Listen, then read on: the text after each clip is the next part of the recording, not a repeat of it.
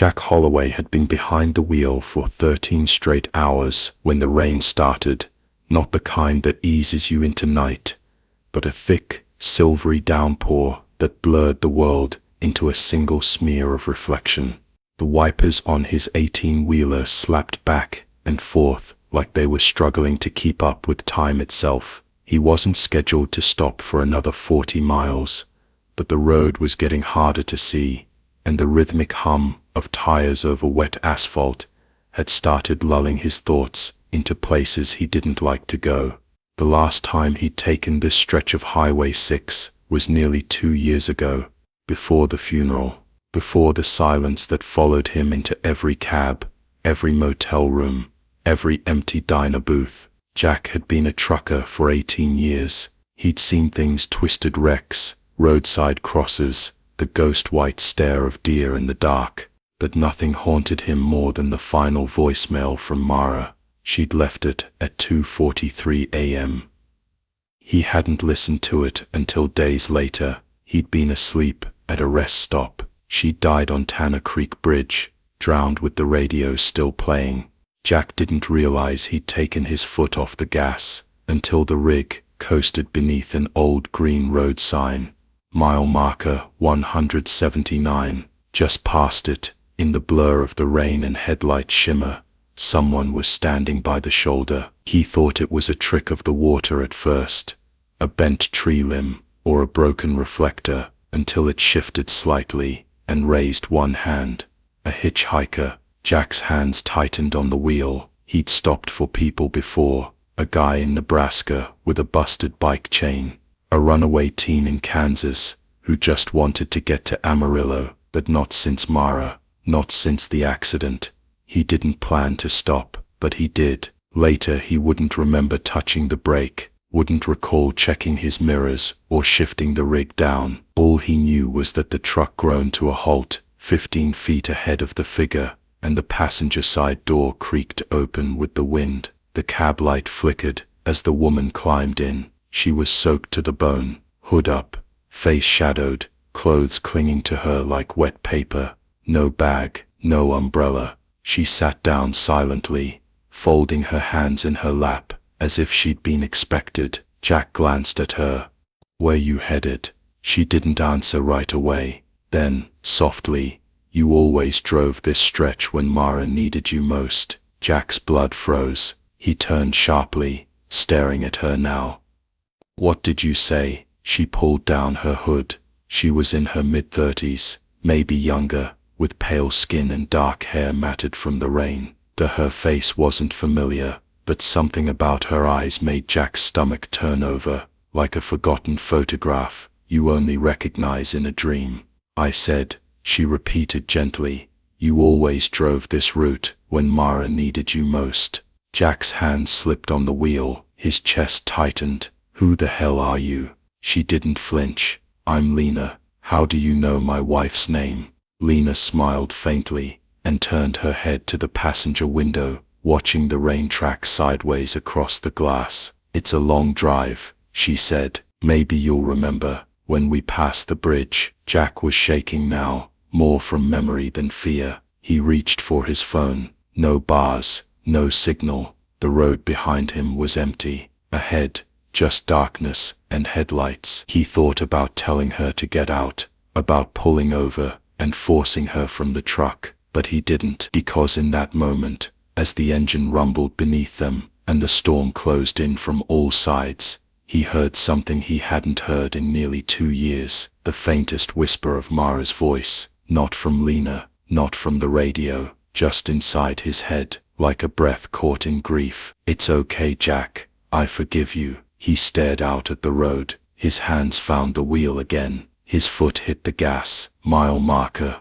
180 blurred past them in silence. Lena didn't speak again. Neither did Jack. The cab of the truck was quiet, except for the soft hum of tires on wet pavement and the occasional click of the wipers dragging across the windshield. Jack didn't look at her again, not fully, but he could feel her presence beside him, still, composed, like she wasn't wet anymore, like she never had been. The heater was on low. He hadn't thought to offer her a towel or a blanket, and she didn't ask. She just sat there, hands folded neatly in her lap, staring at the road ahead, like she knew exactly where they were going. Jack cleared his throat. You didn't answer me. She didn't move. How do you know Mara's name? Lena looked down at her hands, slowly turning her wrist. Her skin was pale, smooth, unmarred by the scrapes or redness you'd expect from standing barefoot on gravel. I remember things others forget, she said softly. That's why I'm here. Jack's jaw tightened. That's not an answer. She finally looked at him. Really looked. Her eyes were a soft gray, but not dull. They had a kind of sheen to them, like glass left out in the cold too long. You always drove through the night, didn't you? She asked. Even on your anniversary. Jack said nothing. She made a reservation at that place she loved, the one in Ash Hollow with the cedar deck and the wine flights. You didn't show. He gripped the wheel tighter. Who told you that? She waited until midnight, then paid the check herself. She left a note under your pillow, Jack. You never found it. His mouth went dry. He had found it 3 days later, folded, unreadable under a sweat-stained pillowcase in a motel 3 states away. A torn receipt, smudged words, ink that had bled into cotton, Mara's handwriting. Just one sentence. You used to come home. Jack blinked hard. Are you with someone? Some kind of therapist? Lena didn't answer. Instead, she turned to the dashboard. Her fingers hovered over the old stereo, never touching it. The truck was too modern for tape decks, too old for Bluetooth. He hadn't used it in years. I heard the song once, she murmured. The one you played on your wedding night. Do you remember it? Jack didn't want to, but he did. It was some slow, indie thing Mara loved, haunting harmonies, a cello, lyrics about houses built on memory and wind. She used to hum it when she was washing dishes, when she brushed her hair, when she left voicemails. I haven't heard that song in years, Jack said, his voice lower. I can't even remember the name of it. I can, she whispered, and then softly, impossibly, the stereo crackled to life, just static at first, then quietly, unmistakably, the faint strings of the song, Mara's song, playing through speakers Jack had thought were broken. He stared at the dashboard. No input, no radio signal, just music. You need to pull over, Lena said, suddenly. Jack flinched. What? Just ahead. There's a turnout. He looked up. Through the curtain of rain, he could just make out the gravel shoulder widening near a patch of pine trees. He didn't remember that part of the road. He knew this route, like the back of his hand. He'd never seen that turnout before. Why? He asked. But Lena was already reaching for the door handle. The truck slowed. Gravel crunched under tires. Jack brought it to a stop beneath the pine canopy, engine rumbling like it didn't want to idle here. Lena turned to him one last time. You weren't supposed to answer the call that night. That's why you didn't. He froze. What call? She opened the door. The rain poured in, soaking the passenger seat again. She stepped out into it without a flinch, turned toward the trees, didn't run, just walked. Wait, Jack called, unbuckling. She looked back once. Her face was pale, glowing faintly in the fog. You still have time, she said, but only if you remember what really happened. And then she disappeared into the woods. Jack jumped out, boots hitting mud, rain slapping his face, but she was already gone. No footprints, no motion, no sound but the storm, just the distant whisper of a cello still playing from the truck's speakers, fading into static, and behind it, buried deep in the hiss, he heard a voice he tried to forget, Mara's voice. You left me waiting, Jack. And this time, he didn't doubt it was real. Ask ChatGPT. Jack didn't sleep that night. He didn't pull into the way station, didn't stop for coffee or fuel. He just drove, straight through the storm, windshield blurring with sheets of rain, past every familiar rest stop and route marker, like he was chasing something he couldn't name. or outrunning something he finally could. He kept expecting to see her again. Lena standing by the side of the road, or maybe already in the cab beside him, silent and watching, but the passenger seat remained empty, soaked from the rain she left behind. Her scent still lingered faintly, lavender and wet pine, and something colder underneath, like the air before a snowstorm. And the stereo, it had gone silent the moment she stepped out. He tried to turn it off, then on, checked the wiring beneath the dash, like that would undo what he'd heard, but no static, no cello, just quiet, until 4:13 a.m. That's when the GPS flickered on. He hadn't touched it. The screen blinked twice, then displayed a single line of instruction: turn right in 2 miles. Tanner Creek Bridge. Jack's breath caught. He hadn't programmed any route. Tanner Creek, where it happened, where Mara's car was found crushed against the lower embankment, headlights still glowing under the water. The bridge was narrow and sharp-curved, local traffic only. She never should have been on it. He thought he'd forgotten how to get there. He hadn't.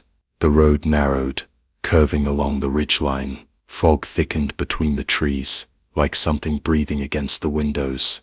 When the bridge came into view, Jack felt his grip stiffen on the wheel. It hadn't changed. Still weather-worn planks and rusted steel guardrails. Still no divider lines. Still that same leaning road sign, half covered in moss. Tanner Creek Bridge.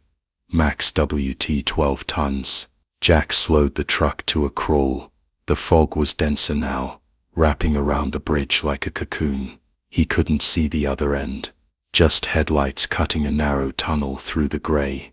He rolled down the window and heard it. Footsteps, light, slow, deliberate, walking across the bridge toward him. No shape emerged, but the sound came closer, and then barely audible beneath it. Mara's voice. Jack. He slammed the truck into park. His heart was pounding. The bridge shouldn't be able to hold the weight of the rig. Not fully. But something was pulling him forward. Not physically, not even emotionally. Just calling. He opened the door and stepped out. Rain met him immediately. Cold, sharp, soaking through his flannel. He left the headlights on, illuminating the slick wooden planks of the bridge as he walked forward, one slow step at a time. Each footfall echoed louder than it should have, and somewhere within that echo, he heard the voicemail again. Mara's final words, the ones he'd deleted. I'm scared, Jack. I think someone's following me. I didn't want to say anything, but I'm not alone out here. He dismissed it, told himself it was panic, that the rain had scared her, that she'd taken the wrong exit and lost control. But now, in the silence of Tanner Creek Bridge, he remembered something else. The footage from his dashcam. Jack had never told anyone, not the cops, not Mara's family, not the insurance investigator, because if he had, he would have had to admit what he saw. The other car, dark, headlights off, following Mara's sedan, at a distance, too far to read plates, close enough to tail her through every turn. And then the flash, her brake lights, the skid, the curve, the second car slowing, watching, then vanishing into the night. Jack had deleted the footage, formatted the card, told himself it was a trick of the angle, that he couldn't be sure, that maybe it had been his fault, because he hadn't answered the phone, because she'd been alone, because she'd always said, "You love the road more than me." A gust of wind pushed through the fog, slicing cold through his jacket. Jack turned. There, at the far end of the bridge, a silhouette, not Lena, Mara, wearing the same coat she died in, hair dripping wet, hands at her sides. She wasn't crying. She was watching, waiting. Jack took a step forward, and the bridge groaned beneath him. Another step. The boards creaked. The fog swirled. Mara lifted one hand slowly, pointing to the edge of the bridge, and Jack saw it. The tire marks, still faint, but there. skidding toward the guardrail.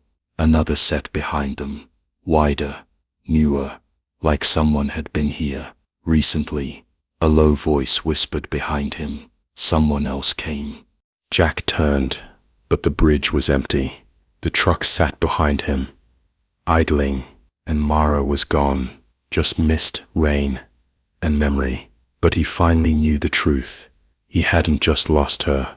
She'd been taken, watched, followed, and he'd said nothing, until now.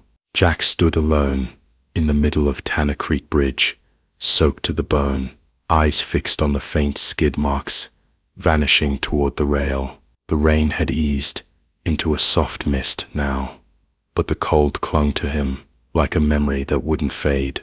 Behind him, the truck idled quietly, yellow cab lights flickering against the fog. Ahead, the bridge curved just slightly, enough to hide what lay beyond. He remembered the crash reports, how they said Mara's car had swerved unexpectedly. No sign of brake failure, no collision marks, just a sharp veer, a snapped guardrail, and the plunge into black water. But those reports didn't mention the second set of tracks. Jack had seen them once before. The dashcam footage he erased within hours of watching. A shadow vehicle with no lights, always one turn behind Mara, never overtaking, never falling too far behind. He told himself it wasn't important, that nothing could bring her back, that the road only moved forward. But he hadn't moved. Not really. Jack turned his head slowly, glancing down at the edge of the bridge, where rusted metal gave way to the ravine below. The current roared softly beneath it, black and bottomless. Somewhere down there, they'd found the car, but never her phone, never her purse, never her truth. He stepped to the edge. The railing was damp and splintering. Beneath it, just before the river disappeared from view, he saw something half buried in the mud, something glinting. Jack squinted, heart thudding. He climbed over the railing. To slope down was steep and slick with moss, but his boots found footing between tree roots and shattered rock. Every step closer made the shape more real. It wasn't scrap metal. It wasn't trash. It was a purse. Mara's, the same soft brown leather she'd carried since college. The strap was snapped, one buckle torn loose, but it was unmistakable. Jack dropped to his knees and opened it. Inside, her lipstick, her ID, a keychain with their wedding date engraved, a bent library card, and a phone, still intact, still powered off, mud-caked, but unbroken. Jack's hands trembled as he pressed the power button. The screen blinked once, then twice, then lit up. Battery, critically low, 1%, but enough. The wallpaper showed their wedding photo, Mara smiling, wind in her hair, hand on Jack's chest, like she never wanted to let go. To one missed voicemail. Jack stared at it. The timestamp read, 2:44 a.m. 31 seconds after she died. According to the coroner. He pressed play. Static. Then her voice. Soft. Scared. Jack, it's me. There's someone behind me. I don't know why I'm calling. Something doesn't feel right. I thought it was just headlights, but it's been following me since the gas station. A pause. A shaky breath. I love you. I hope I'm wrong, but if I'm not. Another pause. And then, in a whisper, he's getting closer. The message cut off. Jack dropped the phone. It tumbled into the mud like a stone. He sat there, shaking, unable to breathe. The guilt he'd carried for years collapsed into something darker, sharper. This wasn't an accident. She'd tried to tell him. She'd called him, and he'd let it ring. To behind him, the trees rustled. Jack froze. Footsteps, wet and slow, leaves crunching, a presence moving just beyond his sight line, like the forest itself was breathing. He stood up. Who's there? He called.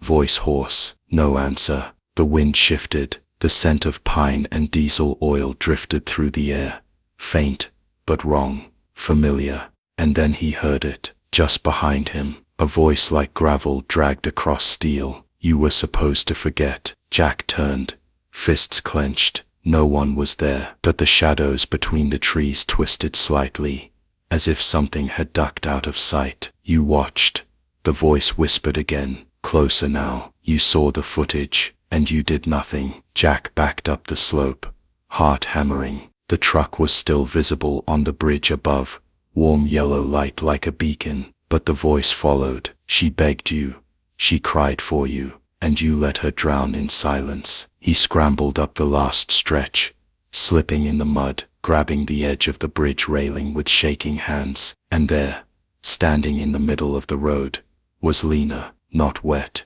not shivering, but different. Her eyes were hollow now, her mouth too wide, her frame wrong, as if something was inside her wearing the shape of Mara's forgiveness like a mask. "Tell me what you saw," she said, voice echoing. Jack didn't run, he didn't scream. He looked her in the eyes. "I saw someone follow my wife to her death. I saw myself ignore it, and I see you now." The figure stepped back once, the smile faded, then almost sadly, "Good, now you're ready." And with that, Lena was gone. No fade, no flicker, just gone, like fog burned off by morning sun. Jack stood on Tanner Creek Bridge alone, soaked in truth, but not afraid, not anymore. Because he knew what came next. The bridge behind him was empty. The fog had lifted. The rain had stopped. Jack Holloway stood alone, in the middle of the two-lane wooden stretch where the worst night of his life had unfolded. His boots were soaked through, his knuckles scraped from the climb down the embankment, but he didn't notice the pain. Not now. Not after everything. He had Mara's phone in his hand, dead again now. The screen flickered once, then faded for good, but the message still played in his head, her voice trembling in the dark, trying to reach him while someone trailed her through the back roads. He remembered the desperation in it, the way she'd whispered his name, like it was her last hope. Maybe it had been. He walked back to the truck, climbed in slowly, and sat in silence. The seat was still damp from where Lena had been. The seat belt she never buckled hung slack beside her impression in the cushion. He turned the key. The engine rumbled to life, steady and familiar. The dashboard lit up, the GPS screen blinked, but this time there was no destination, just a white screen. Empty, waiting. Jack pulled back onto the road and began to drive. He didn't know where he was going. The storm had passed, but the roads ahead felt lonelier than ever. Trees slid past on both sides like silent witnesses. His headlights caught the steam rising from the asphalt, as if the world was exhaling. But the world didn't feel lighter. It felt suspended, like something was unfinished. The radio crackled. Jack's hand hovered over the dial. He hadn't touched it since the cello had played, since her voice whispered through the static. But now, a voice came through again. No music, no static, just a single low voice. "You're almost there, Jack." He didn't ask who it was. Not anymore. He just drove. Mile marker 203 came and went. Then 204. Then a sign for an exit that didn't used to exist. It read, "Rest area, 1 mile, last stop before dawn." Jack didn't think. He turned. The off-ramp curved sharply and led to a narrow road flanked by overgrown trees. The road climbed slightly, winding past a rusted fence and a sagging sign so faded it was unreadable. And then just ahead, nestled under the shadow of massive pines, a rest area. It wasn't like the others. No vending machines, no floodlights, just a cracked parking lot and a single wooden bench. A payphone stood in the corner, cord half torn, receiver hanging limp like a broken limb. Jack pulled in and parked. He cut the engine and stepped out. It was quiet, not the kind of quiet that made you feel alone, the kind that made you feel watched. On the bench sat a small object. He walked toward it, the gravel crunching beneath his boots. It was a cassette tape, labeled in blue marker. "Jack, play me." He stared at it. It was identical to the kind he used to use in his old voice recorder, back when he and Mara recorded little audio diaries during road trips. He hadn't seen one in years. He reached down, picked it up. His hands shook as he returned to the truck. The glove compartment still held his old recorder, dusty but intact. He hadn't used it since Mara died. He slid the tape in, pressed play. Her voice came through instantly. "Hey Jack." It wasn't frightened. It wasn't broken. She was smiling.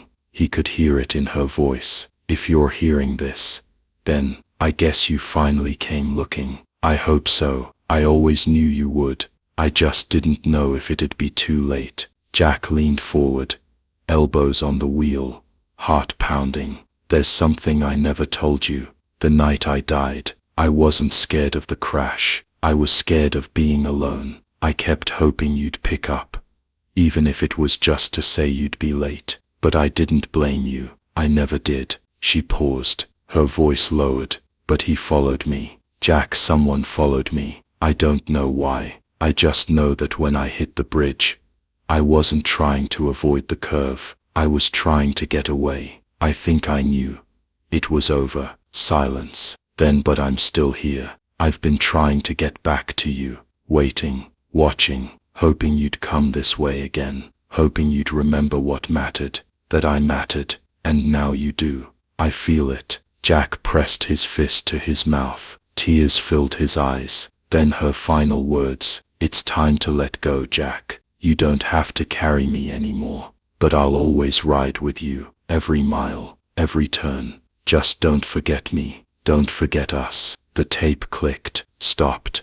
Jack sat there, unmoving, until the sun cracked the horizon in the rearview mirror. He took a deep breath, turned the engine. As the rig pulled back onto the highway, the cab felt different, not lighter, not heavier, just full. And in the side mirror, for a moment, just a moment, he saw her, sitting there beside him, smiling, and then gone. But he kept driving, because for the first time in 2 years, he knew he wasn't alone. The most terrifying part of Jack's story isn't that a ghost rode with him, it's that grief did. And sometimes, the only way through it is to let the dead speak one last time.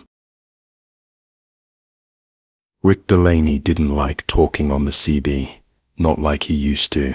In the early years, sure, he'd swap stories, laugh with strangers on the open highway, kill time across midnight runs with jokes and engine noise.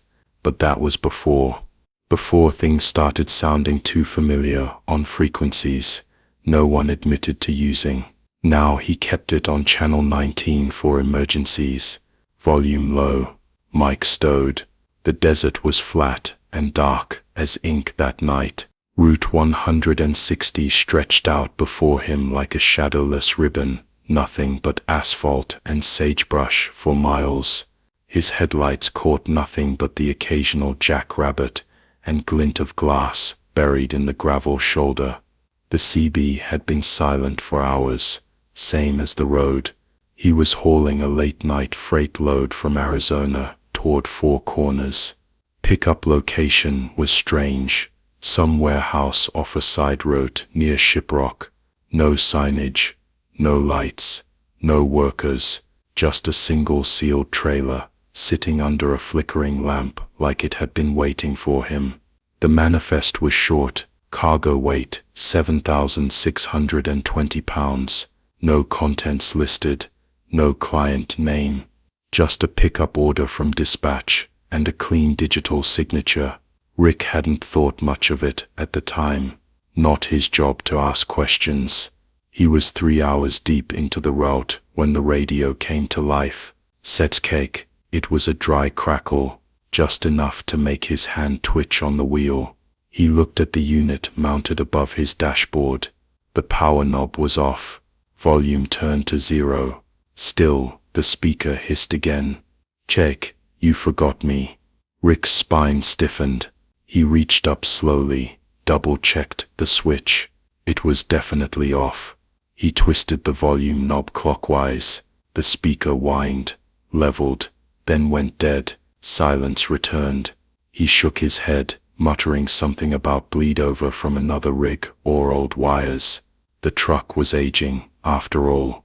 The electrics had been twitchy lately. Still, something about the voice stuck with him.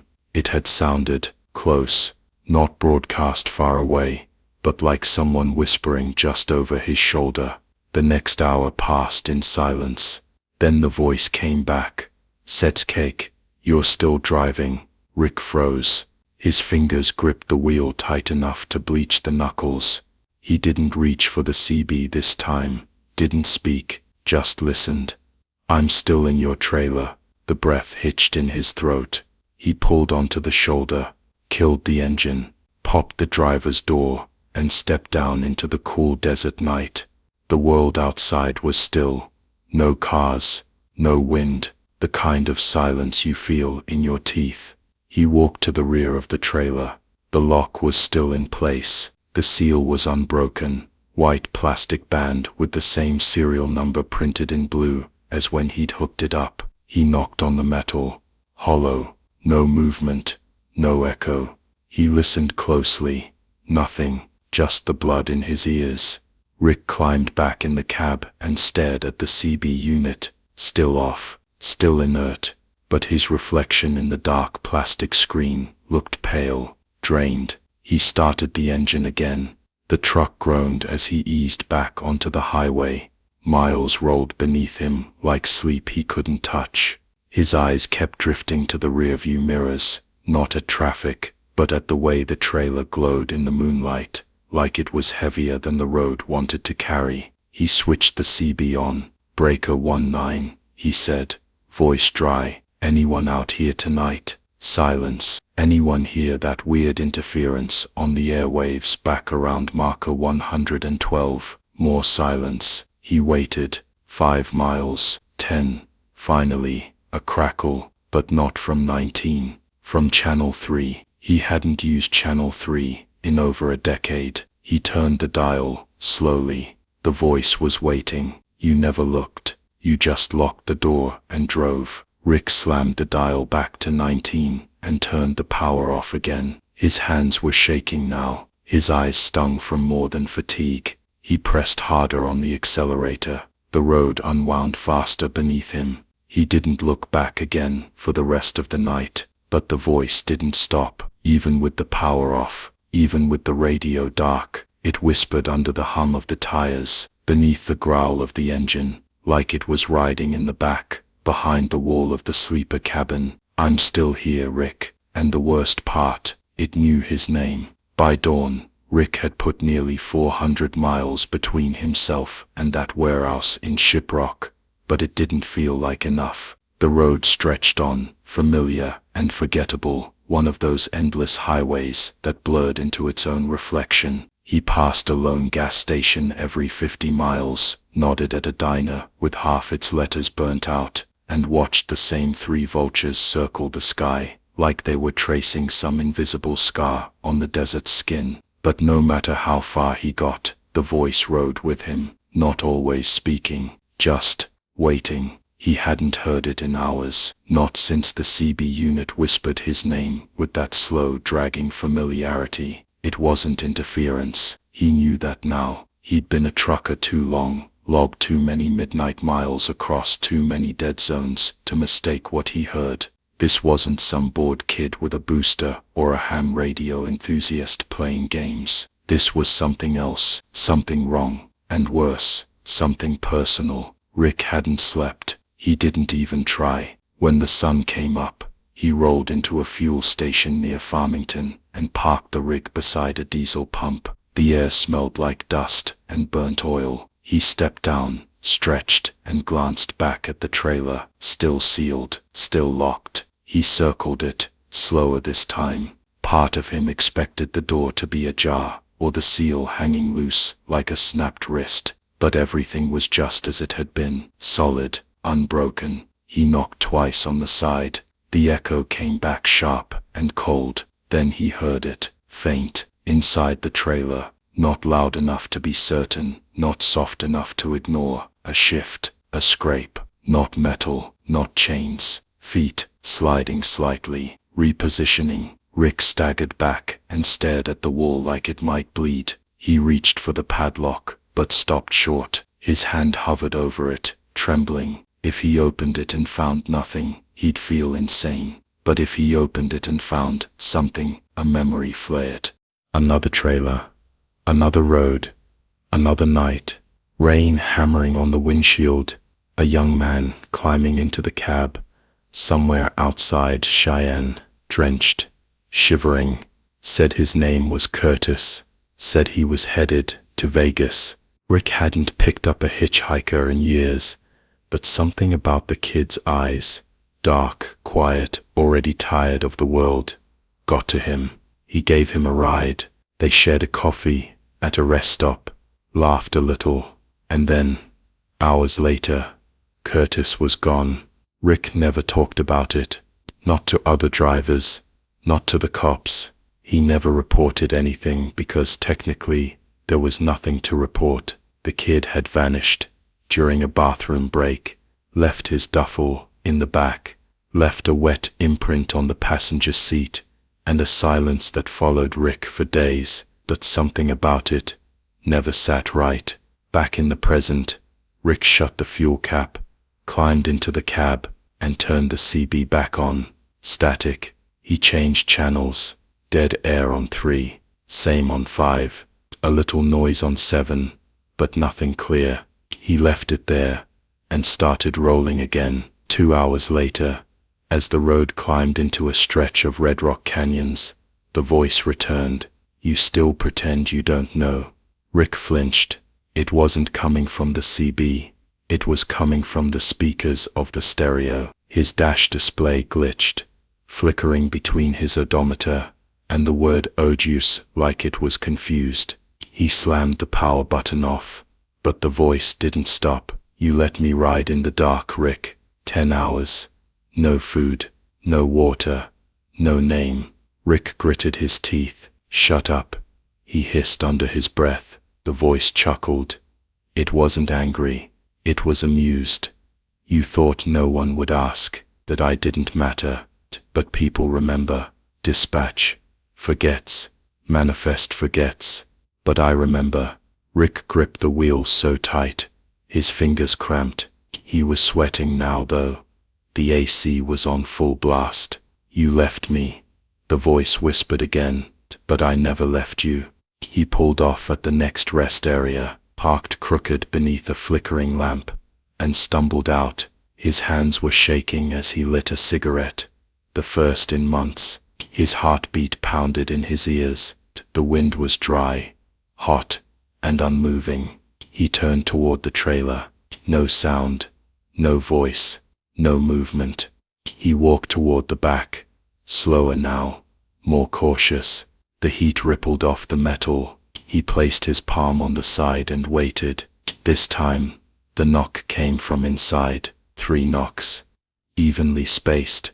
Rick stepped back, and on the metal wall just above where his hand had been, something was written in the dust. 2 words traced in a fingertip.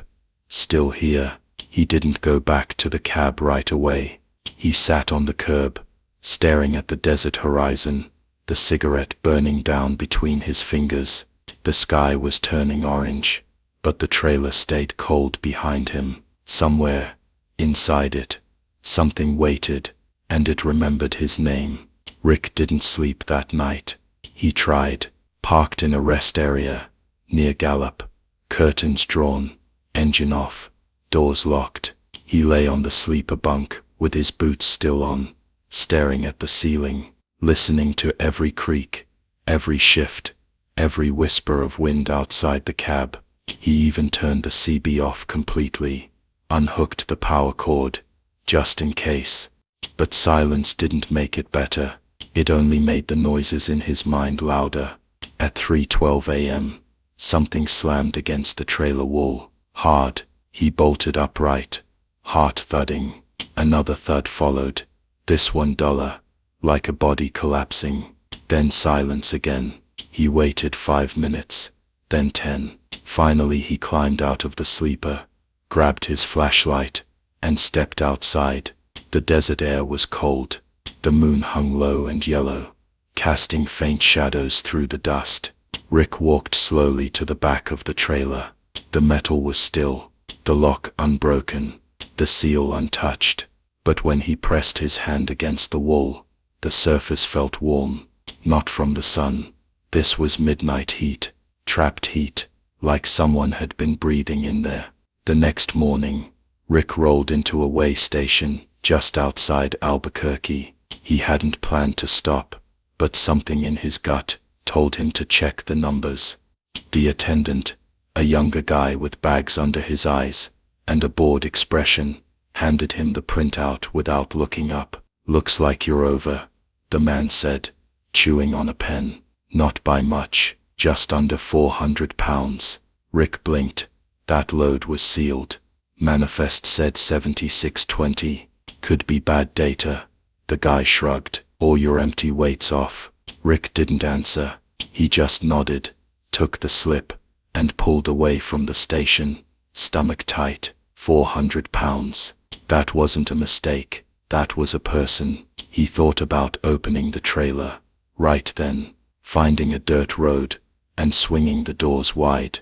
But part of him already knew what he'd find, or what he wouldn't.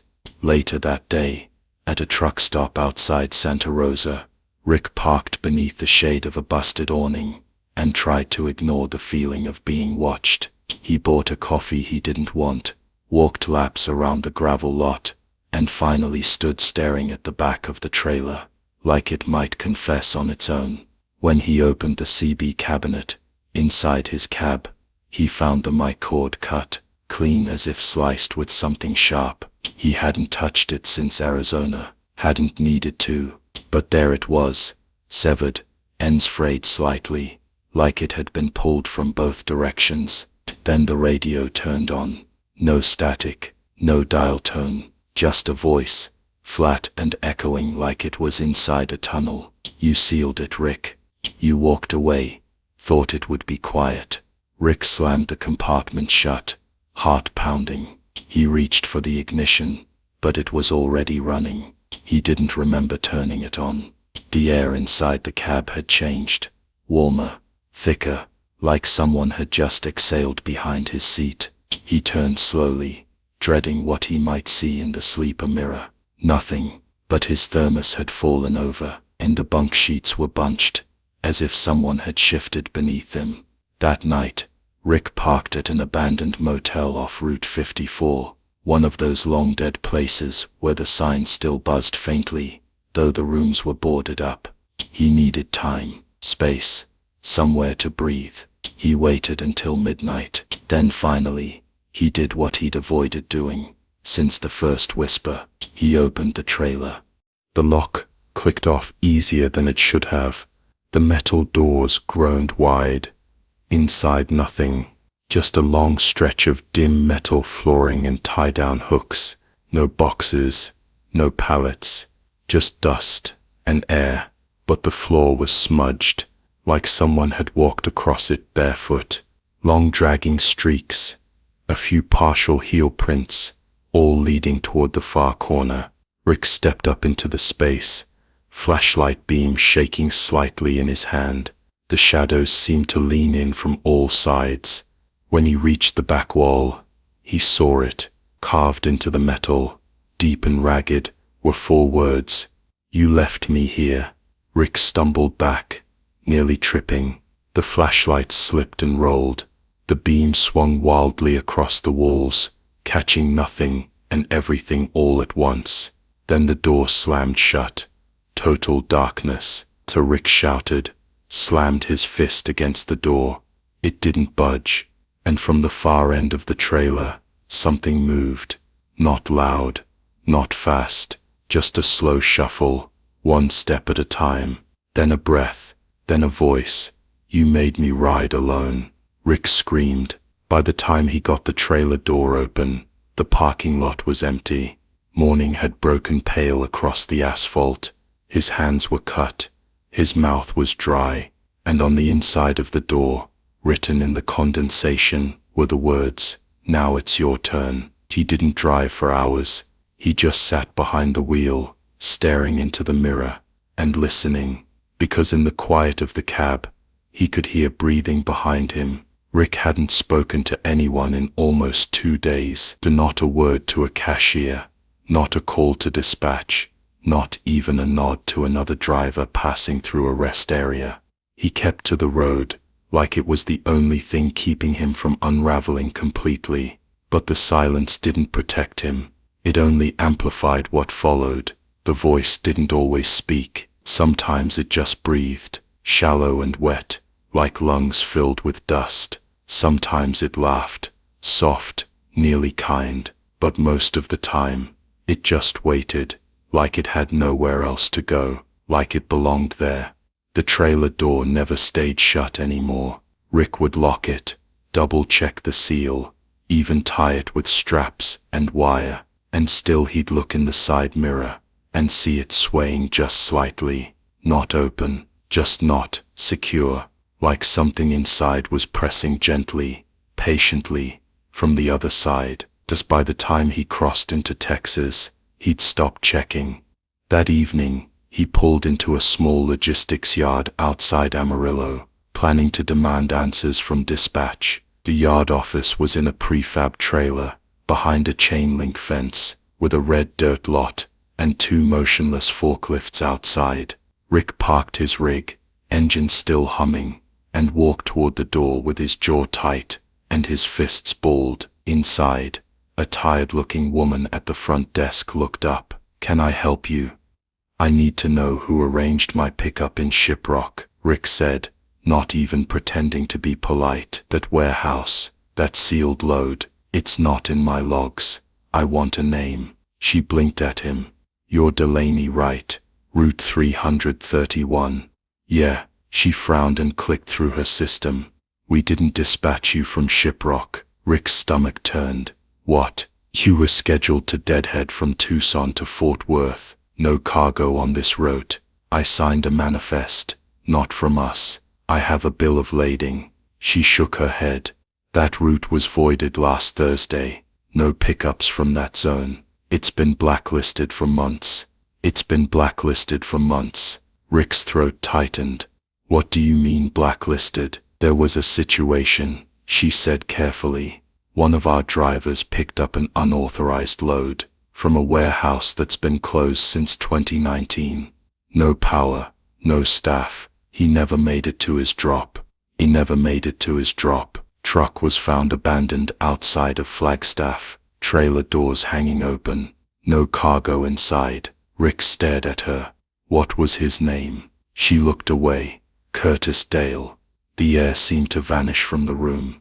Rick stumbled out without another word. Back in the cab, he sat with his head against the wheel, trying not to shake. Curtis, the kid he picked up in Wyoming, the hitchhiker with the sunken eyes and the army surplus bag, the one who vanished during a bathroom stop, the one who never made it to Vegas. Rick had told himself Curtis walked off, hitched another ride, maybe overdosed, maybe disappeared on purpose. That kind of kid, you didn't ask too many questions.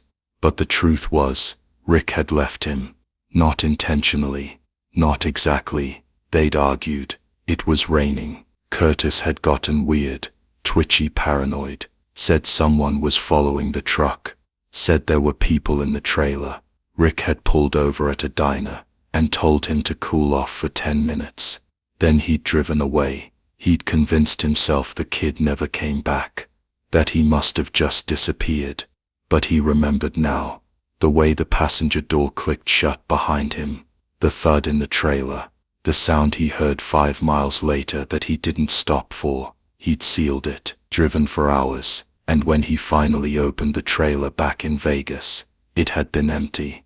He told himself the kid had slipped out somewhere along the route. He told himself a lot of things. The CB radio turned on again. You remember now? Rick looked up. The dashboard lights flickered. You locked me in, drove through the night, while I screamed your name. You didn't hear it, did you?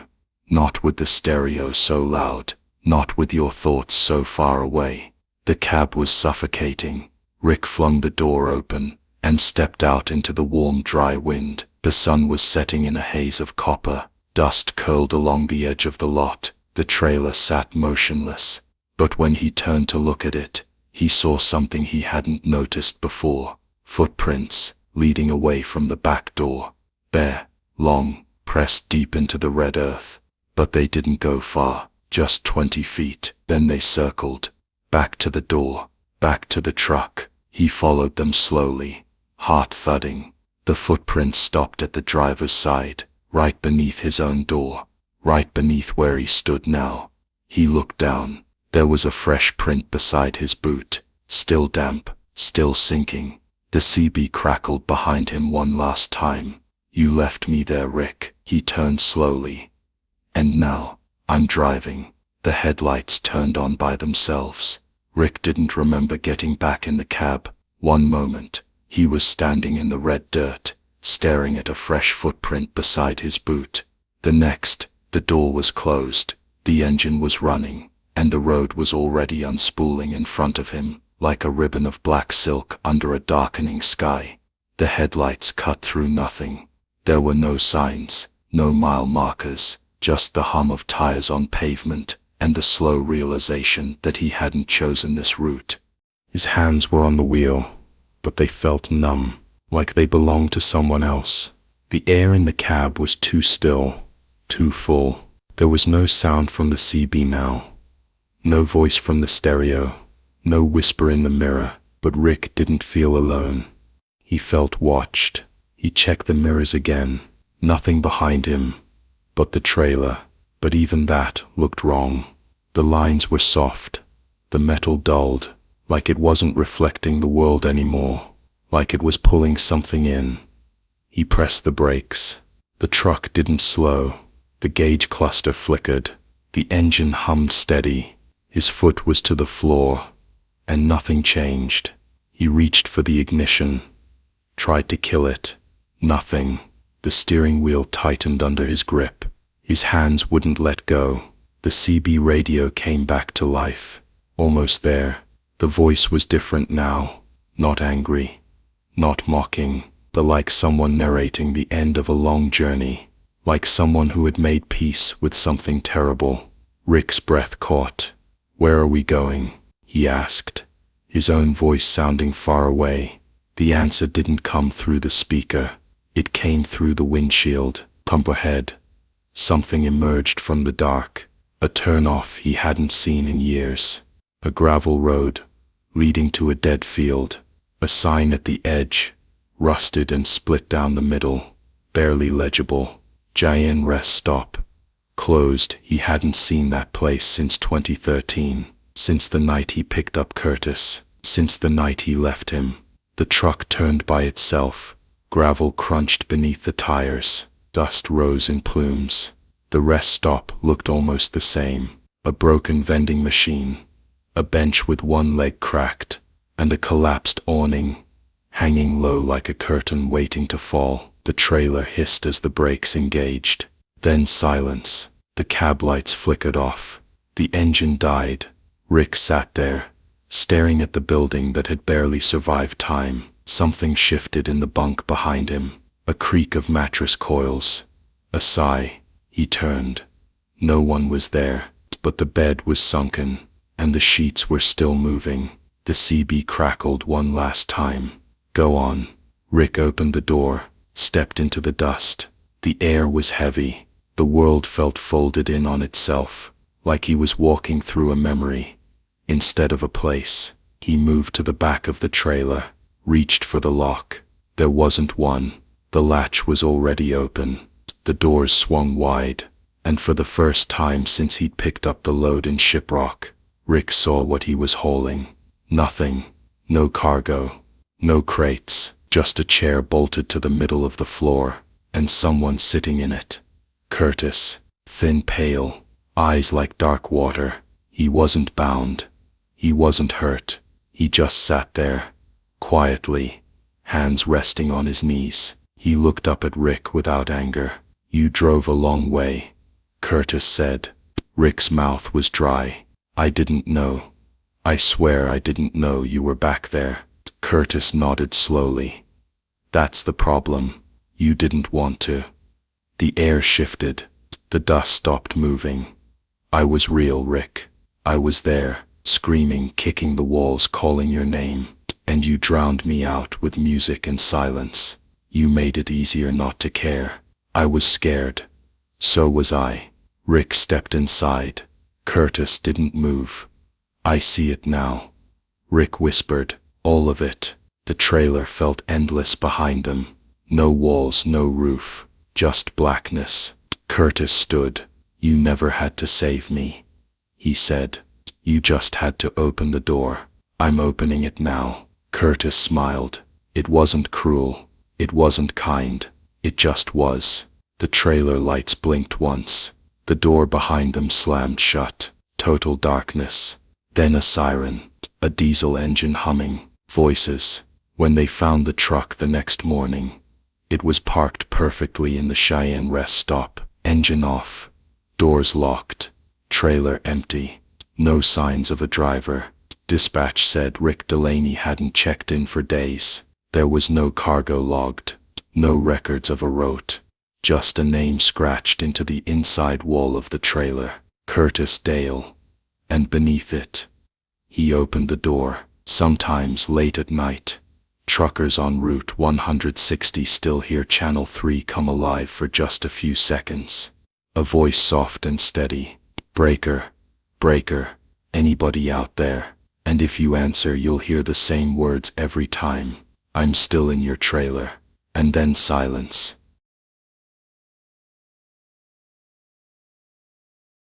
The first time Eric Mathers saw her, it was a few minutes past midnight, somewhere near mile marker 212 on eastbound I-70.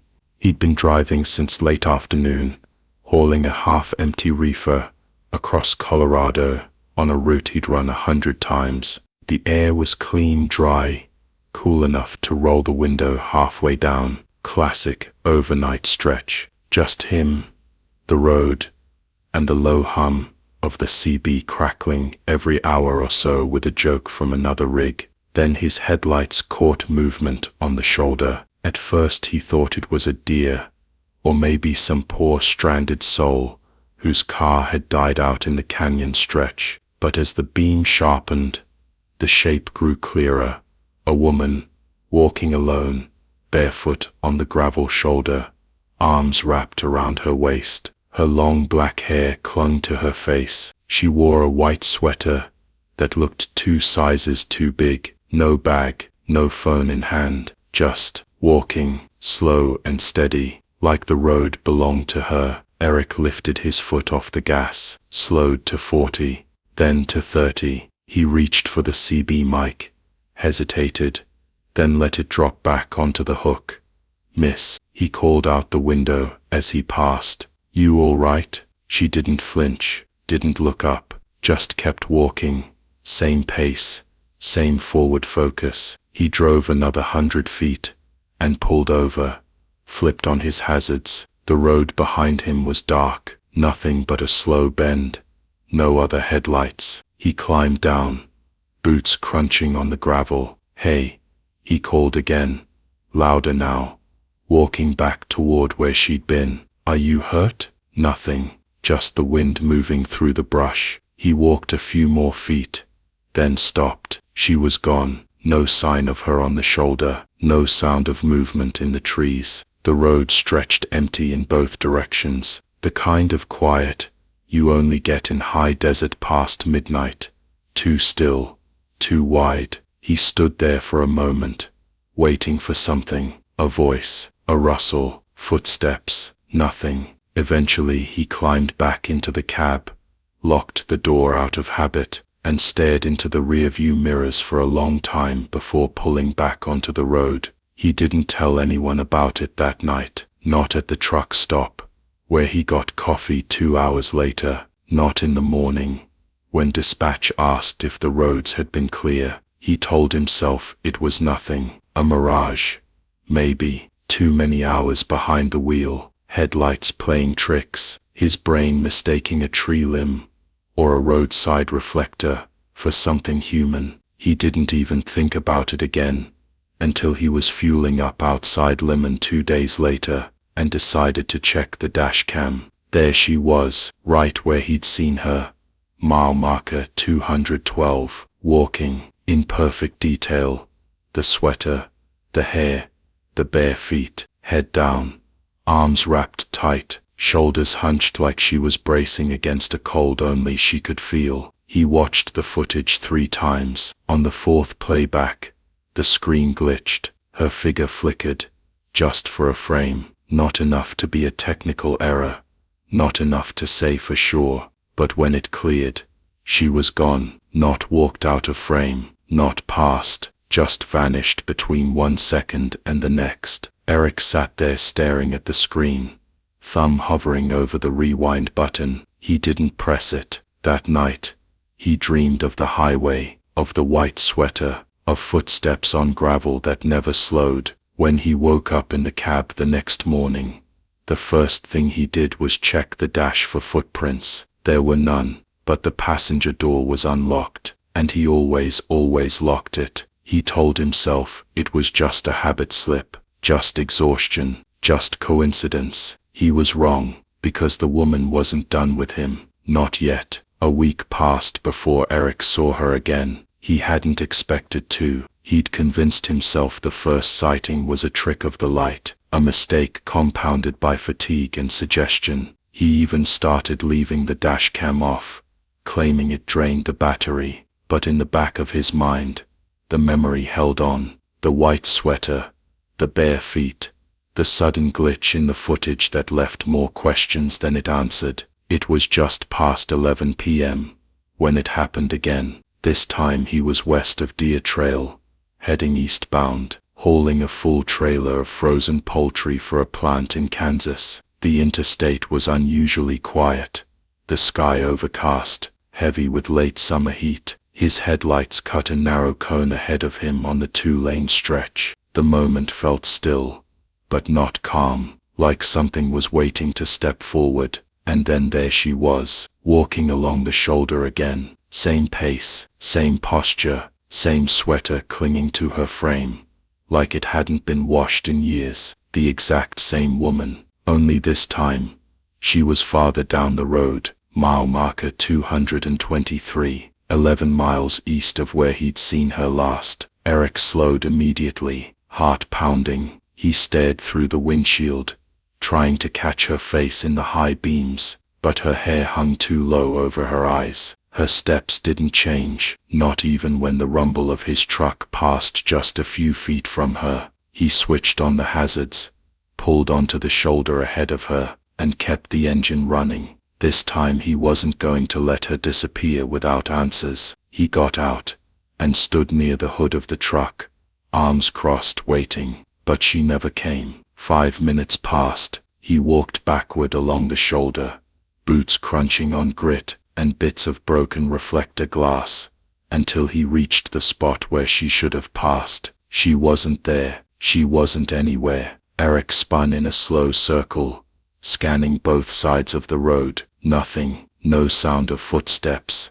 No swish of fabric through tall grass. No sign of a vehicle or path she could have taken. She was gone. Again. He didn't try to sleep that night. Instead, he stopped at a trucker's diner near Burlington, drank 2 cups of black coffee, and started asking around. Casual at first. Stories, rumors, weird sightings on the highway. An older driver named Ben, chewing on a matchstick and cradling a thermos like it was made of glass, gave him a long look. "You saw the walker, didn't you?" Ben asked. Eric didn't answer right away, just nodded. White sweater, hair like a curtain, never looks up. You've seen her, once near Genoa, 3 years back. Did you stop? Tried, never caught up. Eric blinked. What do you mean? I mean, she's always just ahead of you. No matter how fast you go, no matter where you pull off, you can see her clear in your mirror. But the second you stop, she vanishes. Eric leaned forward. Who is she? Ben shook his head. Nobody knows. Some say it's a ghost. Others say she's still alive somehow, but stuck in some kind of loop. There's even this story about a girl who went missing out here in the 90s. Hitchhiker, Maya something. Never found her. No leads. Just vanished. Eric felt a chill slide under his skin. Where'd she disappear? Then shrugged. Somewhere between exit 250 and 260. Middle of nowhere. Cops said she probably got picked up by the wrong guy and dumped in a canyon. That was only a few miles from where Eric first saw her. That night, when he finally climbed into the sleeper and closed the curtain, he dreamed again, that this time, he was the one walking, not driving, not watching, just walking behind her, always a few steps behind. No matter how fast he moved, she stayed ahead, the white sweater glowing faintly in the dark. In the dream, she finally turned, but her face was wrong. It wasn't absent, it was blurred, like a photo dragged through water. Her mouth opened wide, too wide, and whispered something he couldn't hear, not because she was quiet, but because the words echoed from inside his own chest. He woke with a gasp, heart racing. There was a smudge on the inside of his windshield, a handprint, small, wet, pressed into the glass like someone had been watching from the passenger seat. The door was locked. The floor was dry. Eric didn't dream the next night, but she stayed in his mirrors, always ahead, always walking, and no one could ever catch up. Eric stopped calling it coincidence after the third time. By then he'd rerouted 2 holes to pass through the same stretch of I-70, once during the day, once at night, and both times, she was there, walking alone along the eastbound shoulder, never straying, never looking up, always wrapped in that same white sweater that somehow never collected road dust. She never broke stride, she never flagged for help. She simply walked, like the highway was hers, and the rest of the world was moving too slow to matter. He tried everything, pulled ahead with high beams on, and the engine idling, waiting on the shoulder. Nothing. Drove behind her at a crawl, pacing her steps for nearly 2 miles. She never turned. He even reversed once, creeping back toward her in the dead of night, trailer humming low behind him. She never got closer. She just stayed ahead, 20 feet, 30 feet, always out of reach. The second time it happened, he started asking more drivers. That truck stop in Oakley, he brought it up to a younger guy named Troy, hauling grain east to Missouri. Troy didn't even let him finish before nodding slowly. You're talking about the girl, right? The barefoot one. Eric stared at him. You've seen her. Troy leaned back in his chair, coffee in hand. Twice in the last year, always just before midnight. I tried flashing the lights once. Thought she might be in trouble. She didn't even flinch. Did you try stopping?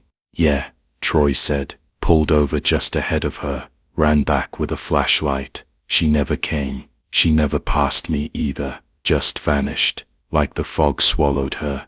Eric didn't sleep that night, not in the cab, not even at a motel. He kept his laptop open, searching everything he could find. Missing persons along I-70, unexplained sightings, highway folklore. Most of it was garbage. Ghost story sites filled with vague claims and badly edited photos. But one thread on a dead trucking forum caught his attention.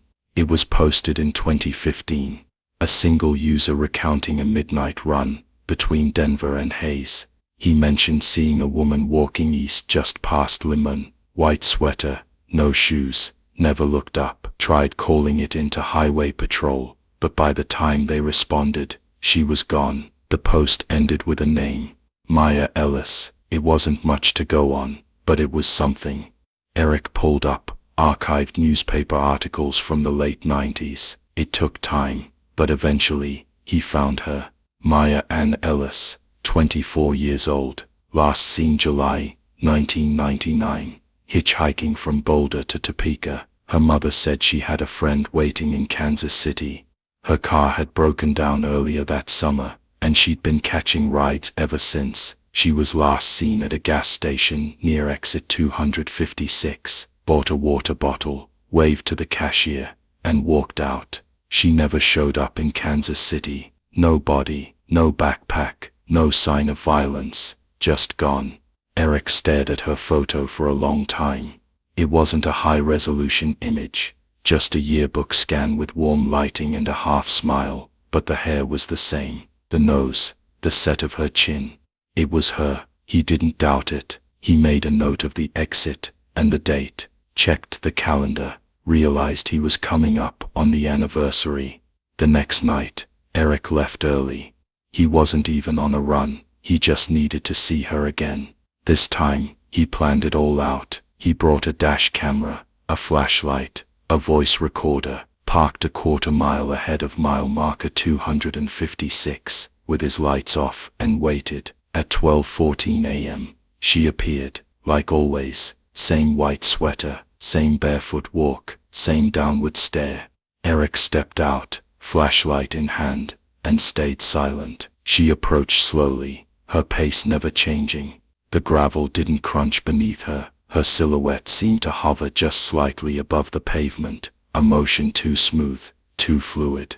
When she reached the edge of the truck's headlights, Eric raised the flashlight and stepped forward. "Hey," he called. "Wait." She didn't. He walked alongside her, keeping pace. "Are you Maya?" Maya Ellis. Still nothing. Not even a blink. "Do you need help? Can you hear me?" That's when the light flickered, the flashlight stuttered, and for half a second, she wasn't walking. She was floating, barely an inch above the road, her arms still crossed over her stomach, her face obscured by strands of black hair. Eric froze. She turned her head, just slightly, not toward him, but toward the horizon. And then she spoke. Her voice was soft, brittle, barely carried over the wind. "You shouldn't be here." Eric's mouth went dry. "What are you?"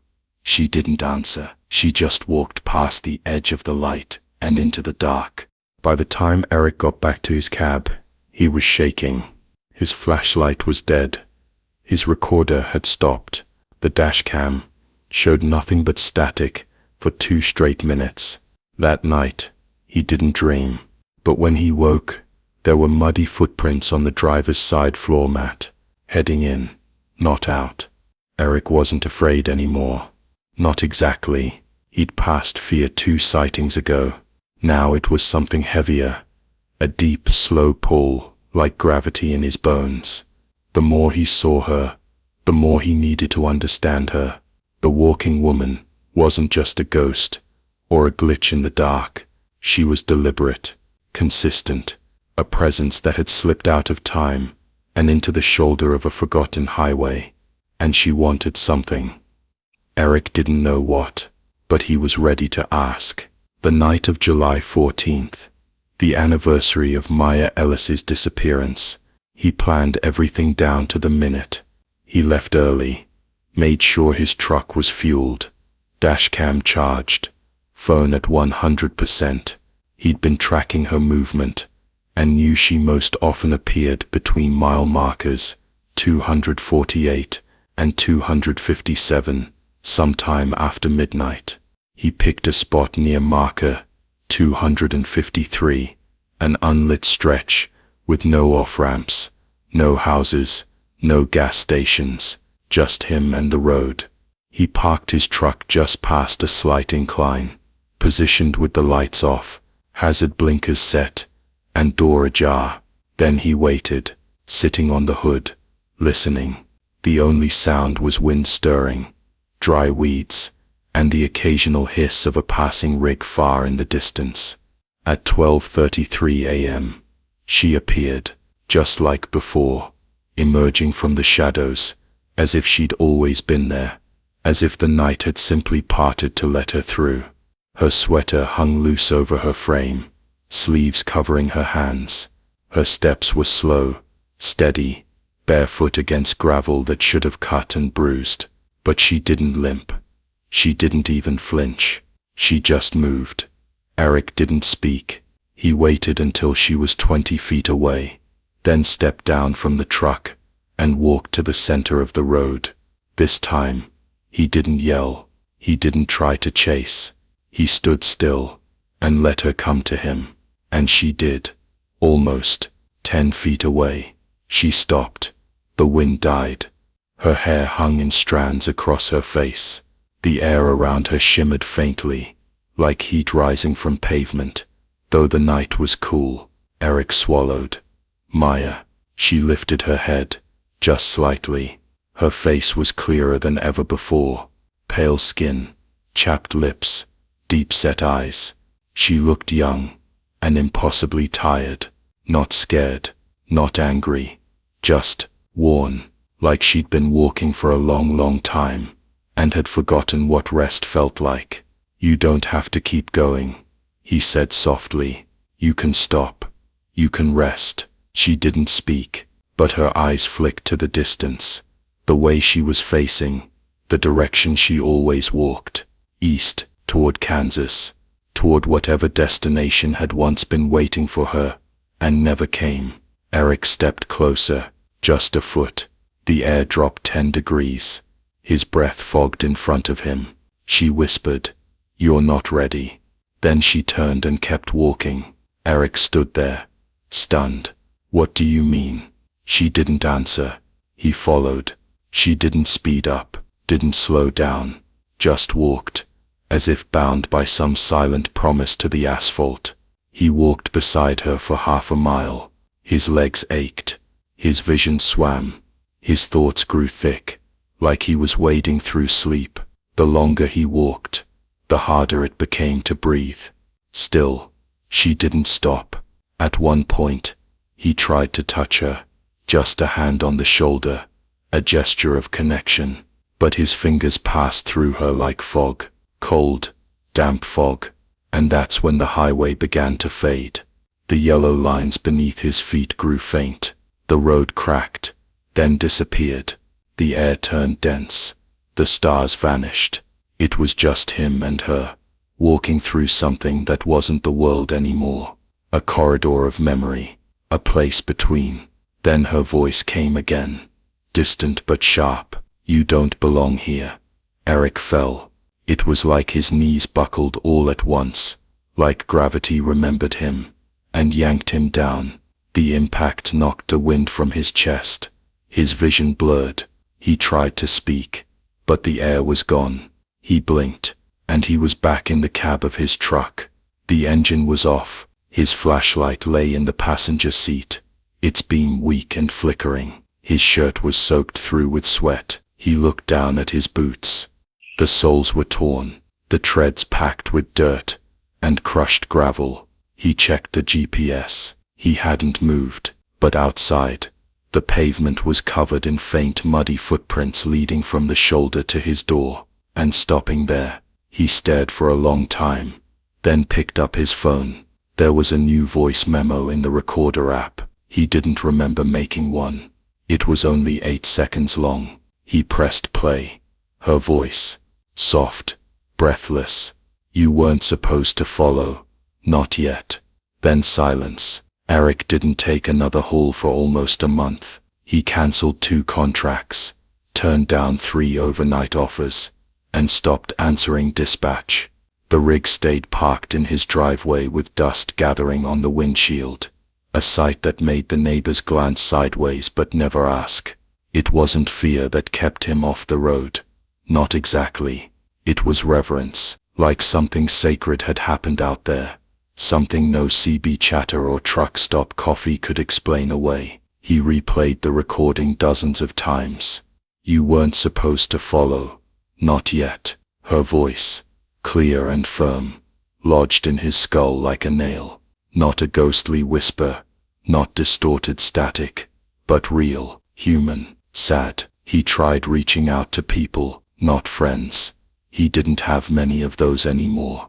but strangers, online forums, paranormal groups, drivers with sightings posted in forums that hadn't seen activity in years. Most didn't reply, some did, but only with warnings. She walks that stretch because she never made it to the end. If you see her, let her go. Don't try to help. Don't try to catch her.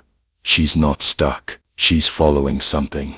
And if you chase her, you might start following too. Eric kept thinking about her destination. That final pull east, toward Kansas, toward something unfinished. He found Maya Ellis's obituary online, dated October 2002, 3 years after she disappeared. The family had declared her legally dead. The write-up was brief, quiet, no mention of the hitchhiking, the rumors, the sightings, just a single sentence buried near the end. She was on her way to meet a friend in Topeka, but she never arrived. Eric mapped it out. From Boulder to Topeka, the route cut straight through the same I-70 corridor, the same 10-mile stretch where Maya always walked, always walking, never arriving. He made a decision.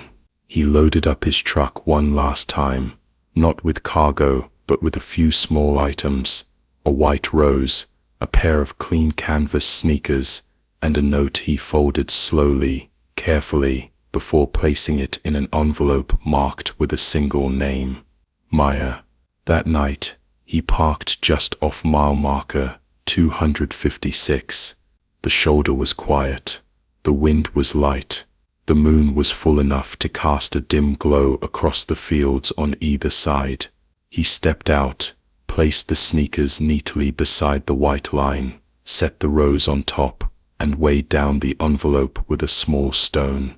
He didn't say anything, just stood there for a while, staring at the horizon. Then he climbed into the truck and slept in the cab without locking the doors. In the morning, the shoes were gone, so was the note. The stone remained, and beside it, drawn faintly in the dust of the asphalt, was a footprint, bare, small, still fresh. He didn't smile, he didn't cry, he just nodded once, started the engine, and drove east. Months passed. Eric kept to himself. He took a few small hauls here and there, but never along I-70. He stayed off the forums, deleted the voice recording, stopped telling the story altogether. It didn't belong to him anymore. Then, one autumn morning, a rookie driver posted a strange update to a private trucker's board. He'd been hauling auto parts across Kansas when he saw a man walking along the shoulder just past Oakley. The guy wasn't thumbing for a ride, didn't look distressed, just moving with quiet purpose. Mid-40s, gray hoodie, calm expression, walking east with steady, determined steps. The driver slowed, pulled alongside, rolled down his window. "You okay, man?" The walker never looked up, just kept going. The driver watched him in the mirror until the man was swallowed by dust. Out of curiosity, he posted the encounter. "Anyone ever seen that guy before?" A few replies came in. Most were jokes, but one old-timer responded, "Sometimes it's not the ones who disappear you gotta worry about. It's the ones who come back and choose to keep going." No one followed up after that, but now, every once in a while, on long lonely nights, truckers whisper about two walkers, one woman, barefoot, in a white sweater, and farther back, always just a little behind, a man in a hoodie, keeping pace, never speaking, never stopping, just following, always following. The scariest part of Eric's story isn't that he saw a ghost, it's that he recognized what she became, and chose to join her, because some people don't vanish all at once, they vanish one step at a time, and by the time you realize you've started walking, you're already too far down the road to turn back. Danny Ruiz didn't think twice. When he first saw the headlights, he was coming down off Donner Pass, steering his Peterbilt through the long curves near Emigrant Gap, just past midnight. It was a quiet run, Northern California, to a warehouse outside Provo. Load was light, Route was familiar. The night was dry and clear. No traffic, except for the rare glow of a distant rig cutting through the mountains below. He liked these drives. They reminded him of when he started, when the road felt like escape instead of routine. The headlights appeared around 12:17 a.m., two soft orbs in his left mirror, low to the ground, not too close, maybe 20 car lengths back. He figured it was some sedan staying cautious in the curves. Fair enough. The roads out here weren't kind to speed, but as the miles passed, he started to notice things. The headlights never changed distance, not when he slowed, not when he sped up, not when he coasted through passing lanes, or dropped into narrow stretches that usually left cars eager to overtake him. They stayed right there, not tailgating, not flashing, just following. Danny tried brushing it off. Maybe someone from the city who didn't know mountain roads, maybe some poor soul too nervous to pass a semi at night. He clicked on the CB, scanning for chatter, but the radio was dead quiet. He tapped his dash cam, flipped the small monitor on. The feed was grainy, but steady. He kept glancing at it as he drove. The headlights were visible, faint, like candlelight, through a fogged lens, but unmistakably there. Then he took a turnout. A wide shoulder opened up near Cisco Grove, and he eased into it, letting the truck slow to a gentle stop. His hazards blinked lazily in the trees. He watched the road in his side mirror, waiting for the car to pass. It didn't. The road remained empty. No tires, no engine, no lights. He leaned forward, frowning. Maybe they pulled off too. Maybe they'd stopped around a bend. He waited 30 seconds, then a full minute, still nothing, so he got out.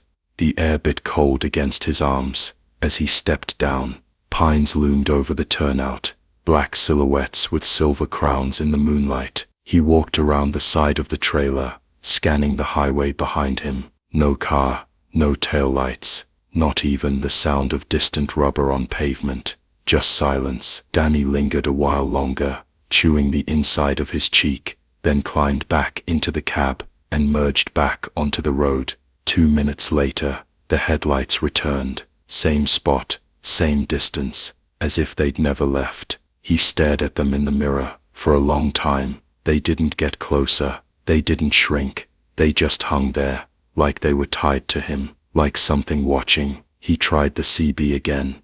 Breaker 19, anyone rolling east near Soda Springs. Got a sedan, riding my rear for 30 miles now, won't pass. Silence. He switched to another channel, then another. Nothing. It was after 1 a.m. now. The highway dipped and curved as he passed Truckee, and the lights never wavered. Even through tight switchbacks and narrow bridges, they stayed steady, too steady. No bounce, no wobble, no swaying with the road. Danny gripped the wheel tighter. When he finally hit the straightaway near Rainey, he decided to test it. He floored the pedal. The engine groaned and surged, pushing the rig harder than he normally liked. The trees blurred. Mile markers flew past. His speed climbed to 75, then 80. Too fast for comfort in a loaded truck. But still the headlights stayed behind him, not struggling, not falling back, just there. He eased off, pulled into the first rest stop he saw,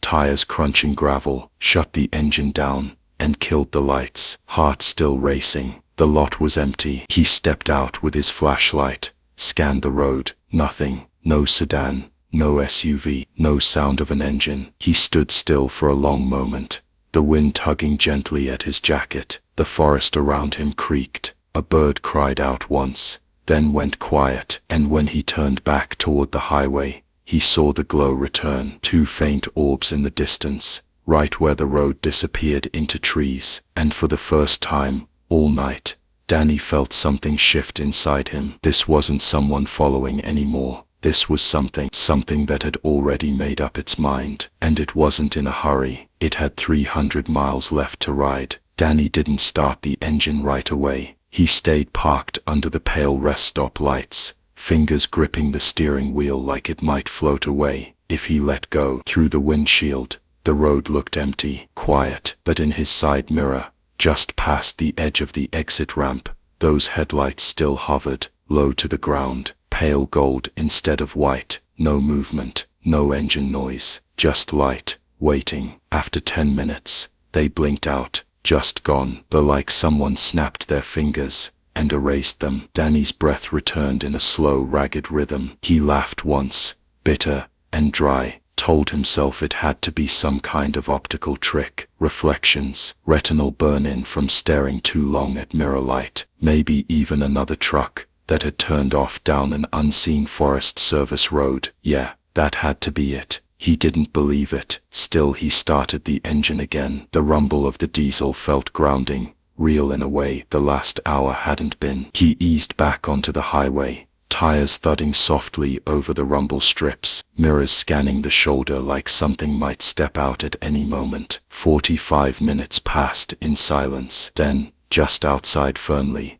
the lights came back. No movement, no sound, just there. Exactly the same spot, same distance, same soft glow. Danny swallowed hard. He grabbed the dash cam, flipped the screen open, and hit playback on the last few hours. Nothing. The footage played smooth and clear. Night road, dash glow, reflectors, no headlights, not even a flicker. He rewound, eyes narrowing, still nothing. He cursed under his breath, pressed the rewind button again, this time back to the turnout at Cisco Grove. Empty road, no lights, no car, no evidence. He hit pause, heart thumping. In the mirror beside him, still always, the headlights hovered. Danny reached up and yanked the dashcam cord free. The screen went dark, back to silence. By 3 a.m., he was deep in the Nevada desert. Long flat stretches of road, unfolding in every direction like black rivers beneath a cloudless sky. His rig thundered past ghost towns, faded billboards, and miles of nothing but sagebrush and power lines, the kind of place where cell signals died and radio stations faded into white noise. He hadn't slept in nearly 20 hours, but he wasn't tired. Something deeper had taken root, a hum behind the eyes, like a low frequency only his bones could hear. He tried again with the CB, breaker 19. Anybody running eastbound, near I-80, Fallon exit, got a shadow tail here. Been with me since California. Anyone got eyes? Static. Then a crackle. Nothing behind you, driver.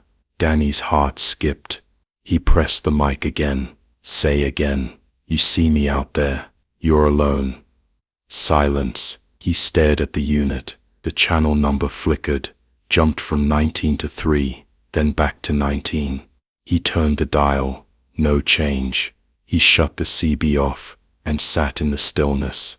For a while the road was just road. Then the mirrors started lying. It began with shapes, flickers of motion in the corner of his eye. Once he thought he saw something crouched in the rear passenger seat of a car that wasn't there. A shape too small to be an adult, a face half hidden in shadow. Just for a second, the mirrors would shake, just slightly, as if buffeted by wind that wasn't blowing. He saw tail lights ahead once, a hallucination. They vanished when he blinked, but the headlights behind him, they never moved, never blinked, they just followed. At a truck stop in Winnemucca, Danny pulled into the farthest space from the building. The parking lot was half empty, mostly sleeping rigs, and one delivery van with a broken headlight. He climbed down, stretched, and walked around the side of the trailer. No car. Again, not even a patch of warm asphalt to suggest someone had been there. He turned, staring at the open road. Nothing.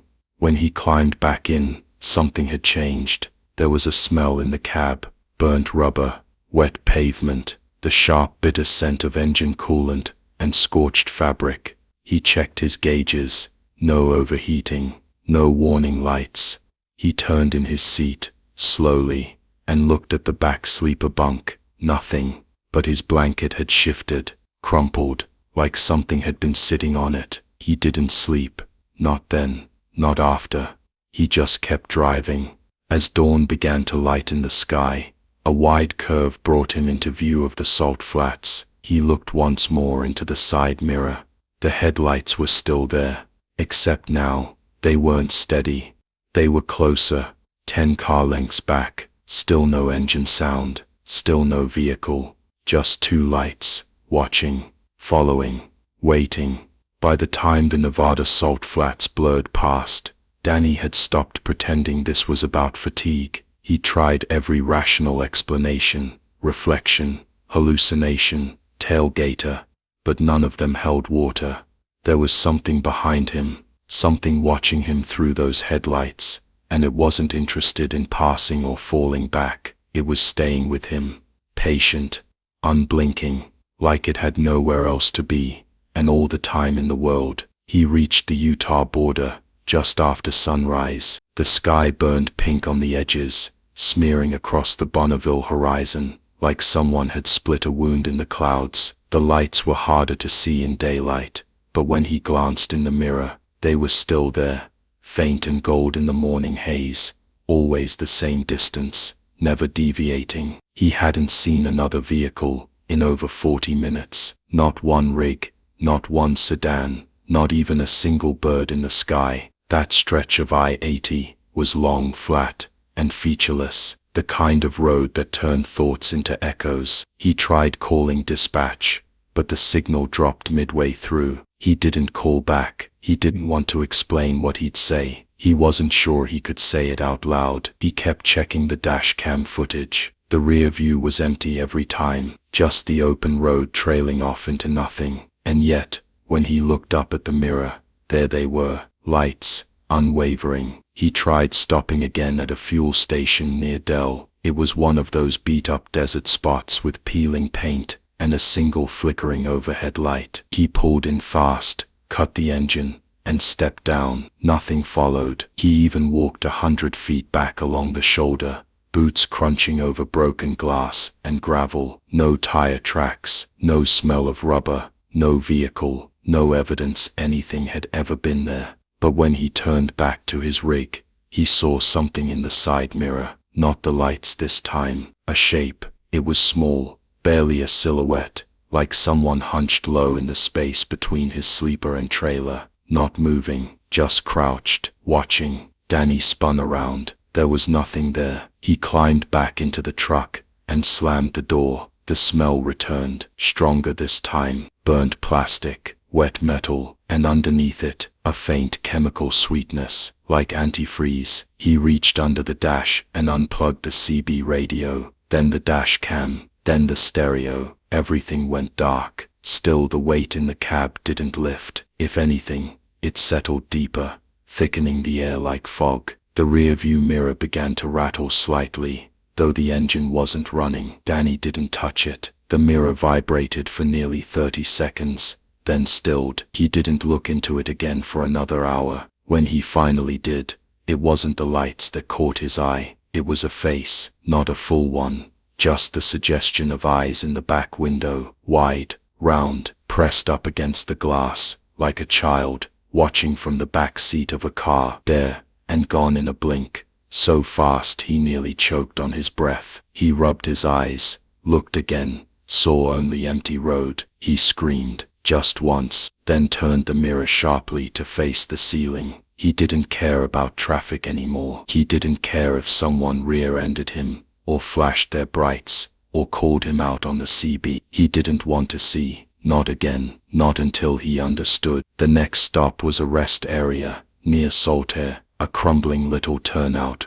with a bathroom that hadn't been cleaned in weeks, and a vending machine that hummed like it was breathing. He parked far away from the other trucks, didn't get out right away, just sat there, staring straight ahead, hands locked on the wheel like he was still in motion.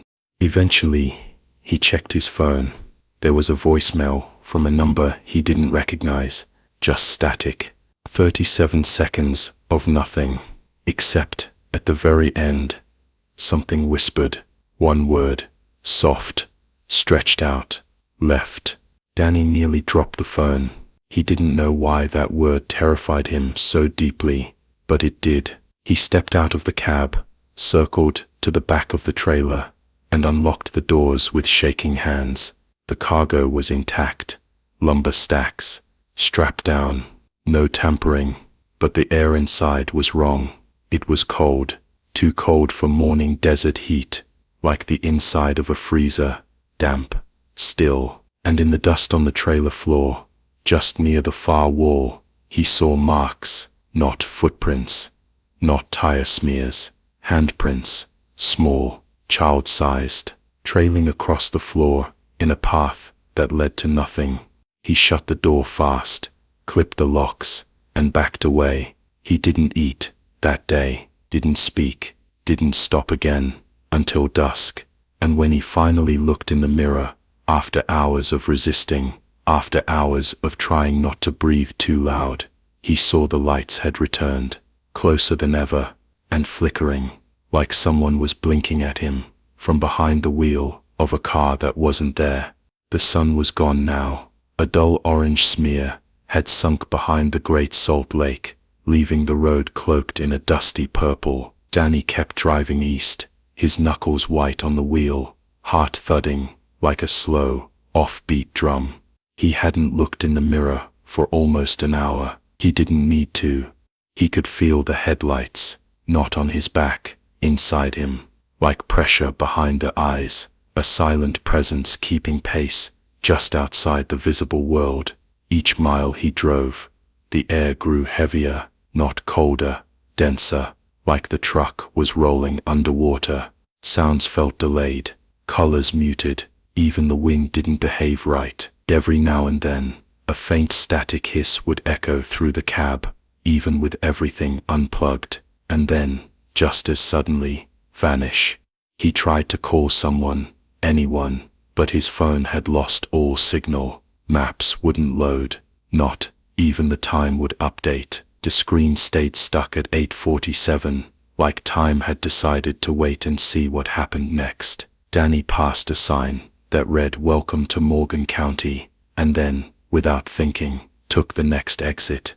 He didn't know why. There was no plan, no gas station, no rest stop, just a narrow mountain road, winding between steep cliffs and pine-covered hills. The moment his tires hit the ramp, he saw the lights behind him flicker, not disappear.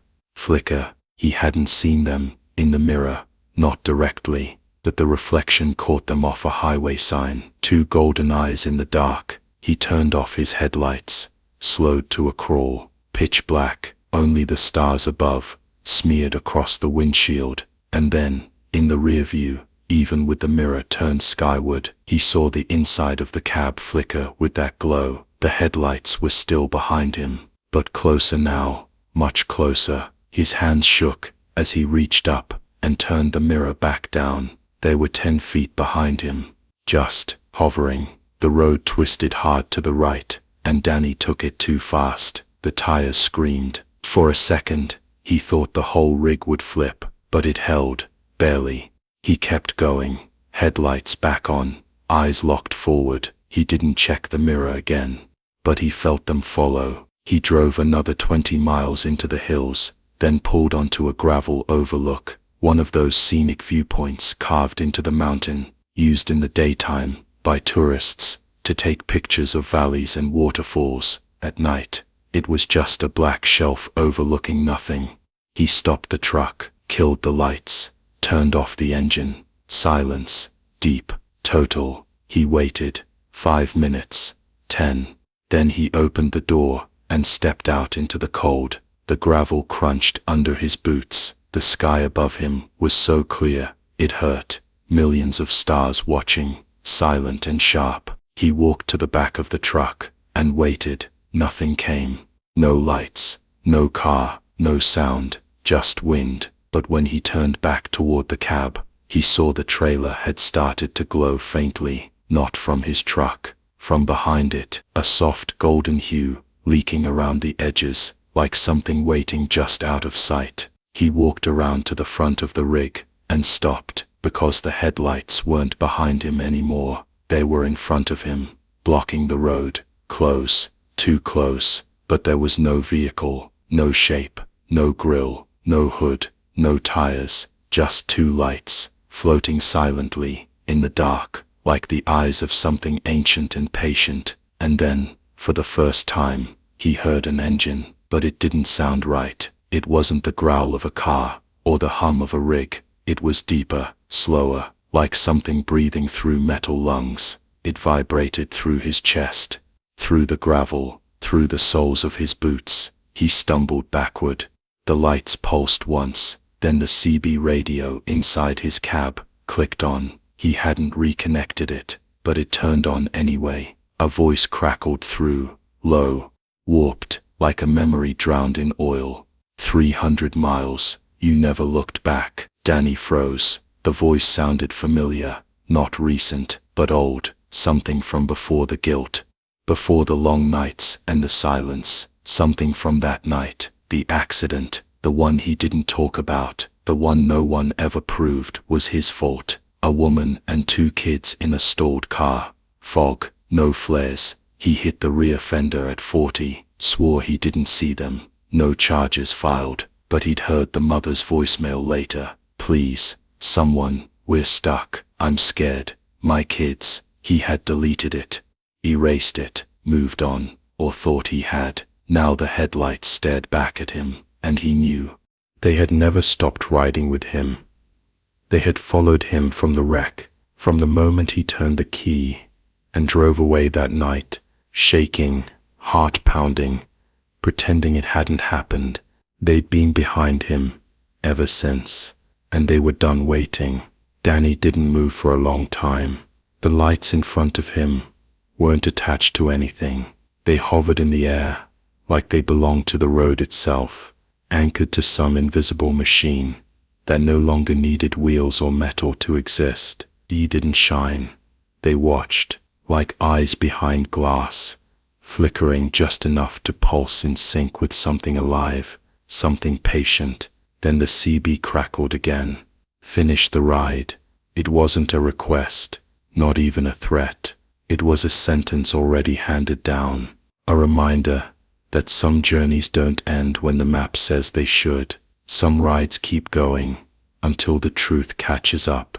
Danny stumbled backward toward the cab. The smell of scorched rubber followed him, that burnt plastic stink, mixed with antifreeze, and something older, something wet and rusted, like the breath of a vehicle that had been rotting in a ditch for years. He climbed back inside, and locked the doors out of instinct, as if that would help. The rig didn't start.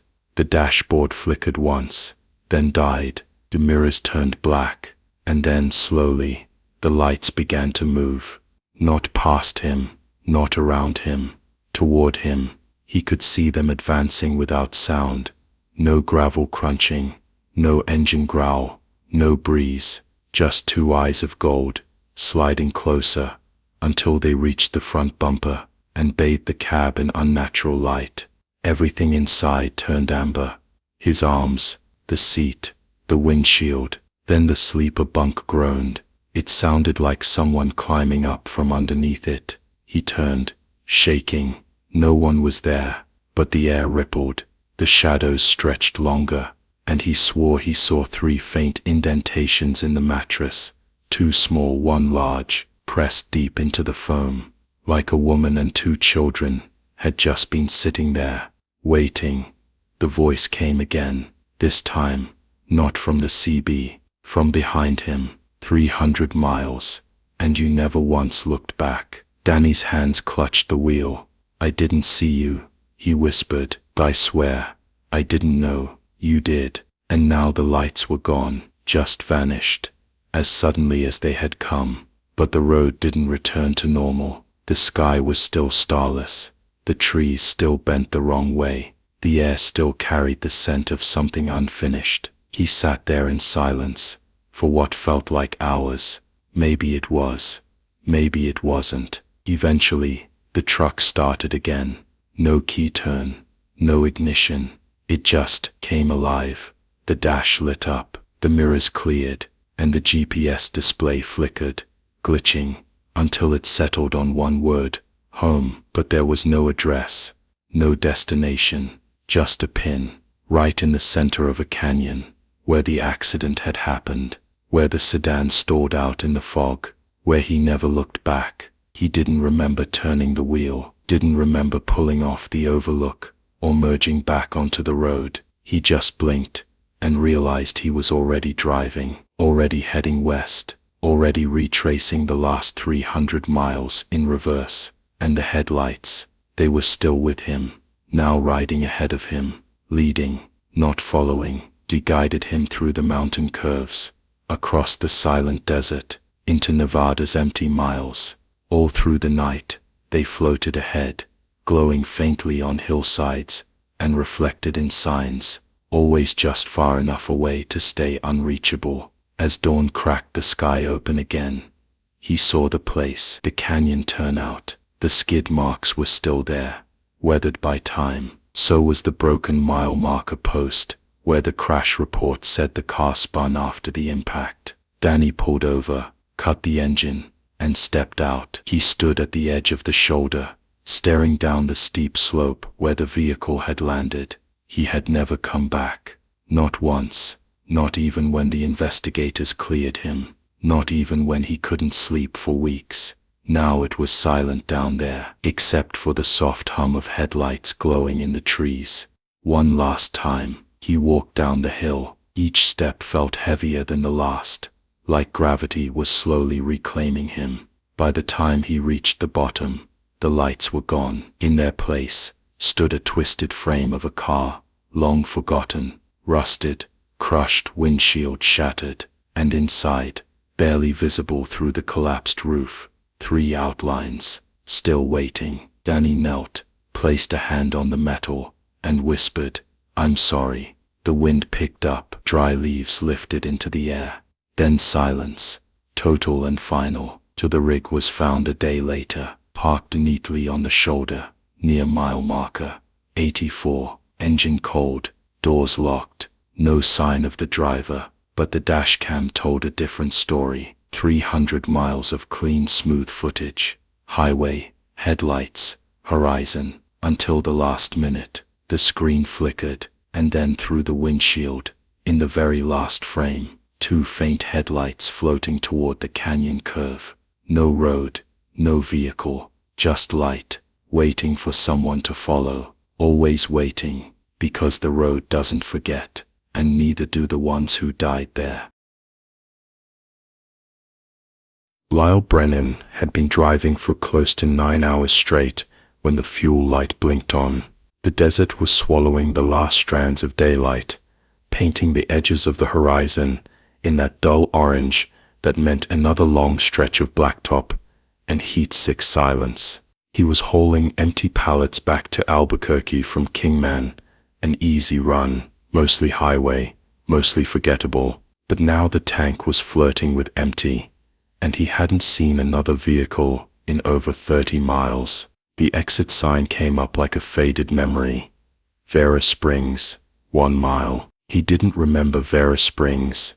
It wasn't on his usual route, but the glowing 24-hour fuel sign swaying under a bent pole was enough to make him veer right and roll slow down the cracked ramp, gravel ticking against the undercarriage. The gas station looked like something from a postcard that no one ever mailed. 2 ancient pumps, a flickering sign that just read gas in uneven red letters. The canopy overhead leaned slightly, casting long shadows on the lot. No music, no buzzing lights, no other cars. Still, the pumps were on. Lyle climbed down and slid his card into the reader. It blinked, then spat it back out. He tried again, same result. Great. He glanced toward the building. Inside, a single fluorescent bulb buzzed faintly. A man stood behind the register, stiff posture, dark vest, thin frame, not moving. Lyle sighed, grabbed his wallet, and headed inside. The door jingled when he entered, but the man didn't react. He was pale, mid-60s maybe, with a gaunt face and deep-set eyes. His name tag said Ernie, though the last 2 letters were scratched out. Pump 2, Lyle said. Card reader's dead. Ernie nodded once, still didn't speak. The store was silent. No coolers humming, no music playing, No security cameras, and not a single mirror in the place. Just rows of dusty snacks, a rack of faded tourist postcards, and a counter that looked like it hadn't seen a mop in a decade. Lyle handed over his card. Ernie took it with hands that trembled slightly, and swiped it through a reader the size of a VHS tape. The receipt printer clicked to life. As it printed, Ernie leaned forward slowly, and whispered, not loud, not like a warning, like a secret, "Don't get back in that truck." Lyle blinked. What? But Ernie didn't repeat himself. He tore the receipt, slid it across the counter, and looked back down at the register, like nothing had happened. "What did you say just now?" Lyle asked, more sharply this time. "Receipt's there," Ernie replied, finally speaking at a normal volume. His voice was scratchy, like he hadn't used it in days. "You're good." "No. Before that, what'd you say?" But Ernie only turned away and shuffled into a back room. Lyle stood there, stunned, heart knocking once, then again. He looked around the store, half expecting someone to step out from an aisle, maybe a joke, or a hidden camera crew. Nothing, just silence. He picked up the receipt, stepped outside. The desert had grown darker, the air thinner. He filled the tank without looking around, the numbers ticking too slowly on the rusted machine. As he climbed back into the cab, the door felt heavier than usual. The cabin air had changed. It smelled like dust and old paper, and something else underneath it, coppery, like rain on metal. The GPS reset as soon as the engine turned over. No route, no address, just a spinning globe and a blinking dot labeled unknown. Lyle stared at it for a moment, thumb hovering over the screen. Then he shook his head, muttered something about the heat, and threw the truck into gear. He didn't notice the seatbelt was already pulled out, or that the door had locked itself before he touched the handle. He didn't look in the rearview mirror as he pulled back onto the road. He just drove, tires humming on asphalt, eyes fixed ahead. Behind him, under the overhead lights of that dying station, the front door creaked open again. Ernie stood in the frame, arms hanging limp at his sides, and though no one was there to hear it, he whispered once more, soft, flat, regretful, "Don't get back in that truck." The road stretched out like a ribbon, in a dream, endless, directionless, too quiet to trust. Lyle didn't remember passing any signs since leaving Vera Springs. No mile markers, no towns, no headlights in the mirrors. The desert was supposed to be open, alive with stars and distant radio towers blinking red. But tonight, the sky felt crushed low and black, a ceiling instead of a roof. The GPS hadn't recovered. It still showed the same blinking dot, unknown, floating in a sea of digital nothing. The cab was stuffy.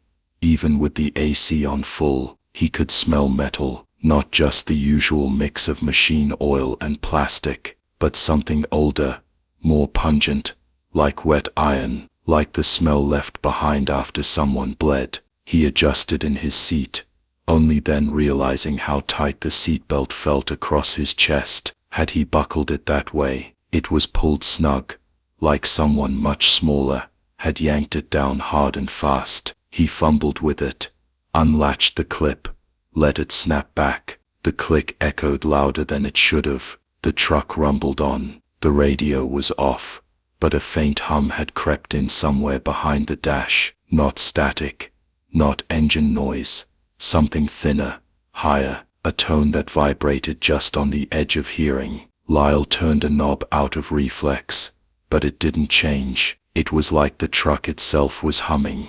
Then came the knock, light, soft, from behind the driver's seat. He froze. Another knock.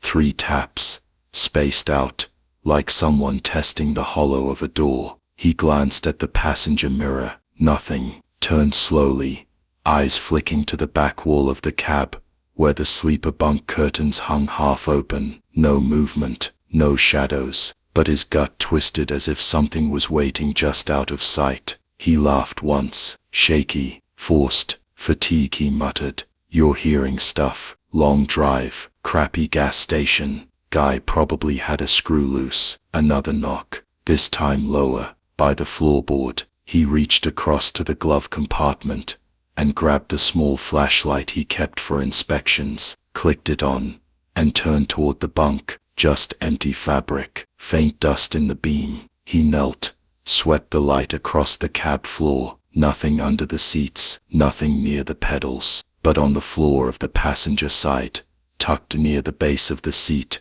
was a child's shoe, tiny, mud-caked, pink, with frayed laces and a faded cartoon cat on the side. Lyle stared at it, every inch of his skin tightening. He hadn't hauled passengers in years, never kids. The last time a child had even been in his rig was, what?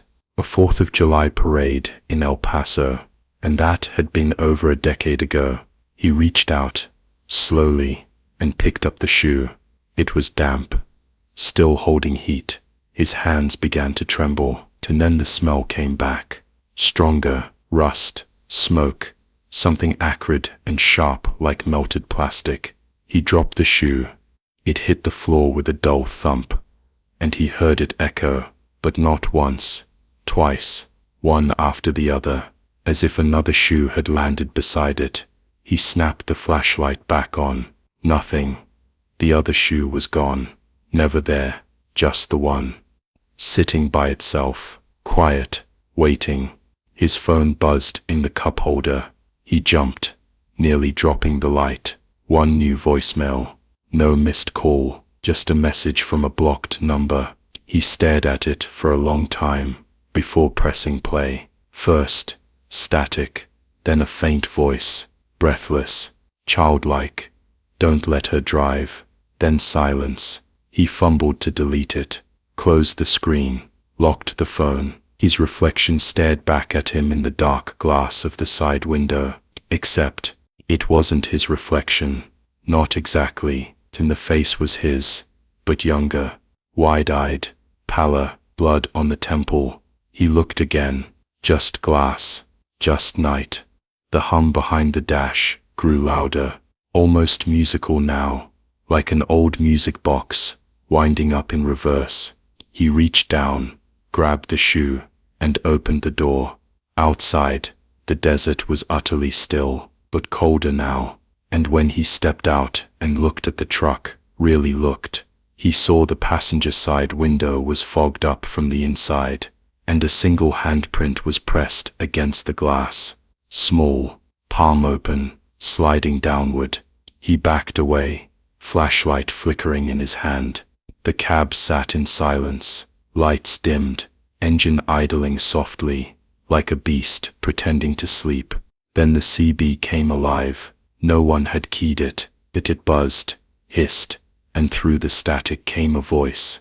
You brought her with you. Lyle didn't move, didn't breathe, just stood there in the dark. The child's shoe still clutched in his hand, the door open, the desert quiet, and somewhere deep in the cab, something shifted, like someone turning over in bed, settling in. Lyle stood in the dirt until his legs ached. The cab light glowed like a dying candle behind him, flickering softly over the open door, the dashboard, the empty passenger seat. But he couldn't shake the weight in his chest, that horrible certainty that if he looked too long, something would be there, watching, breathing. He dropped the child's shoe.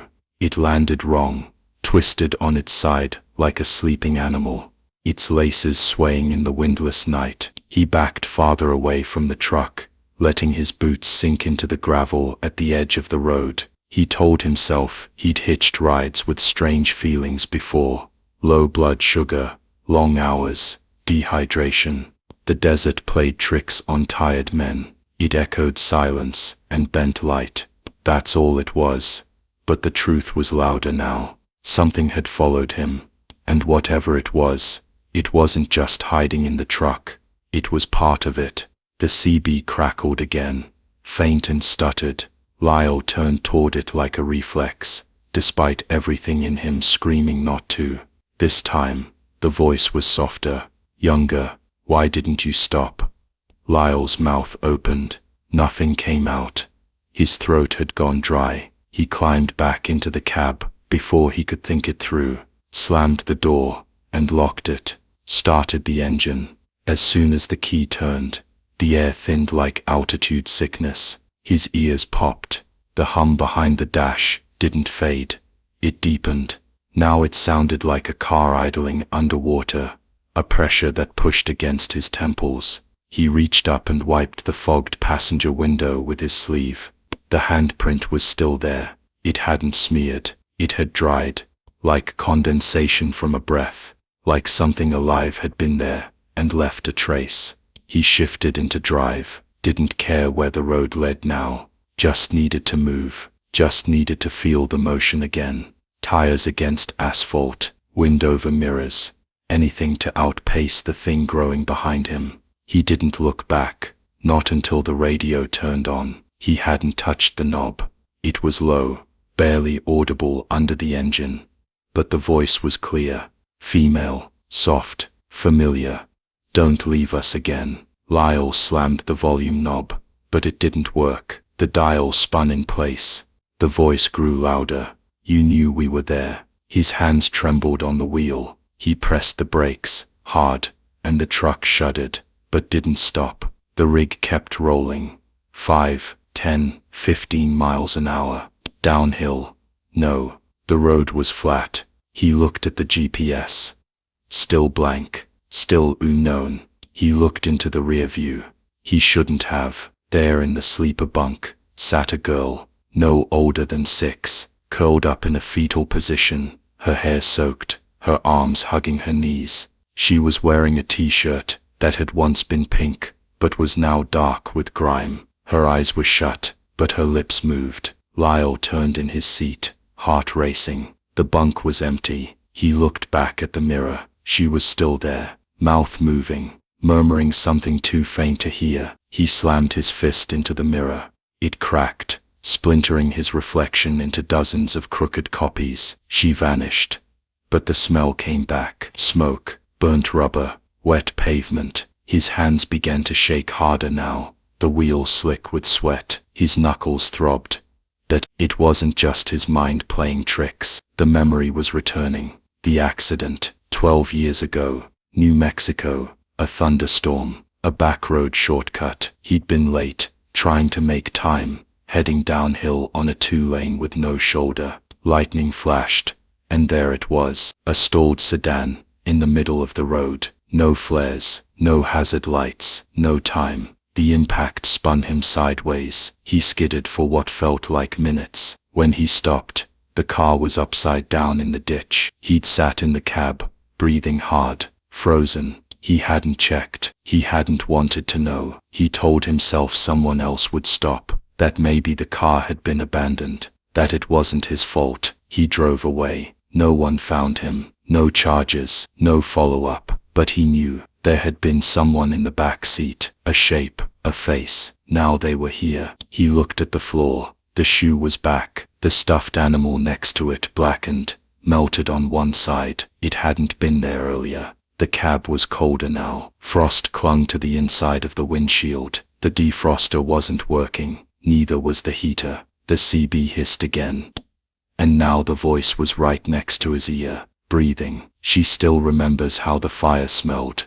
He screamed, swerved the wheel. The truck shuddered, bounced over the shoulder, tires grinding against rock. He yanked it back onto the road, panting, sweating, his vision blurring. Then out of nowhere, he saw lights ahead, a building, a sign, a roof, the gas station.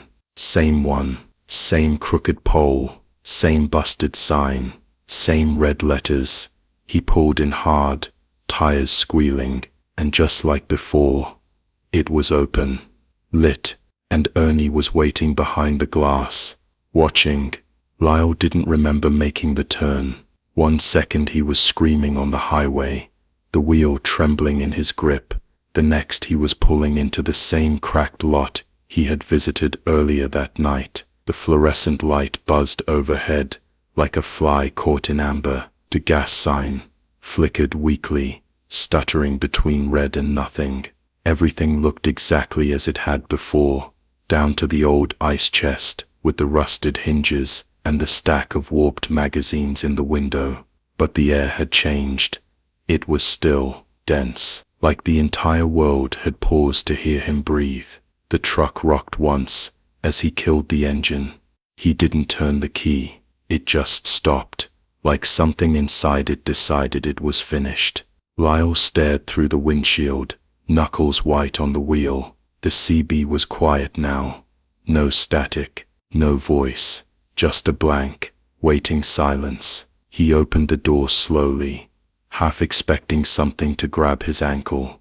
Nothing did. He stepped down, boots crunching the gravel. The smell hit him again. Thick, burned rubber and scorched cloth, the acrid sting of something long dead. He turned toward the store, and there he was, Ernie, standing behind the glass, same crooked posture, same dead stare, hands resting lightly on the counter, as if they'd never moved.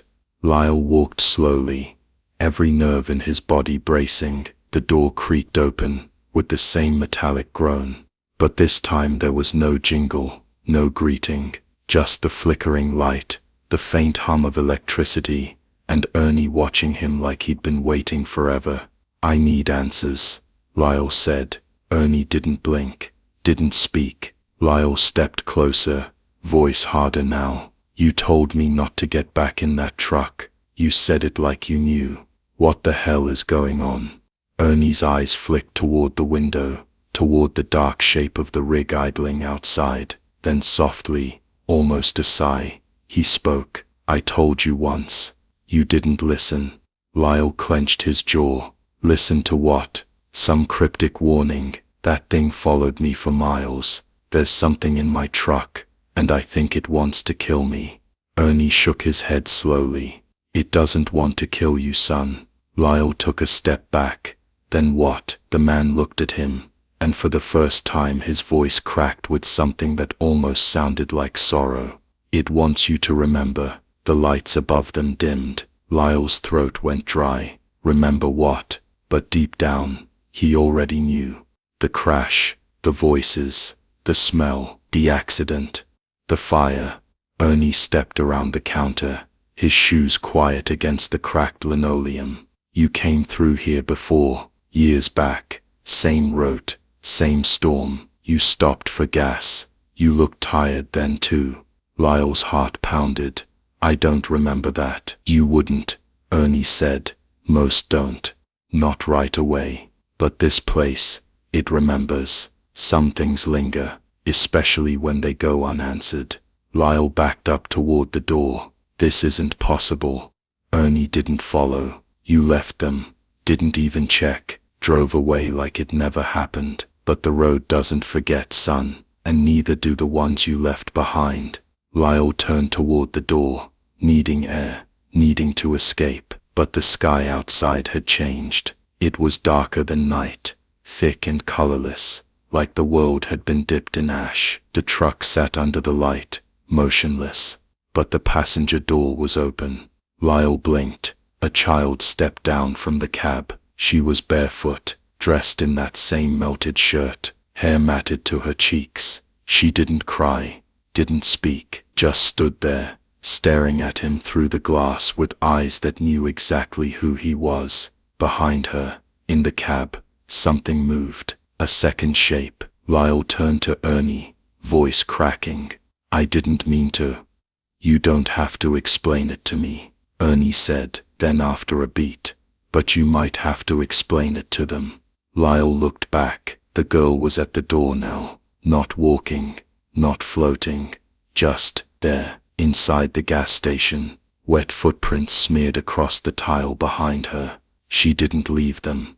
They appeared beneath her, like memory made manifest. She stared up at Lyle, lips parting slightly, and then she whispered, "You left us in the fire." He fell back against a rack of gum and maps, knocking it over. The sound echoed like a crash. When he looked again, she was gone. So was Ernie. The store was empty, dark, dead silent, Outside, the truck's headlights clicked on by themselves, two golden beams stretching across the empty lot, waiting, inviting, daring him. Lyle stood in the dark and realized something cold and final. There was nowhere left to run, because the only road that remained was the one he never should have left behind. Lyle didn't move at first. The gas station around him had gone still, like it had fallen into a deeper silence than the night could offer. The buzzing lights had faded one by one, leaving only the soft amber flicker of the truck's headlights outside.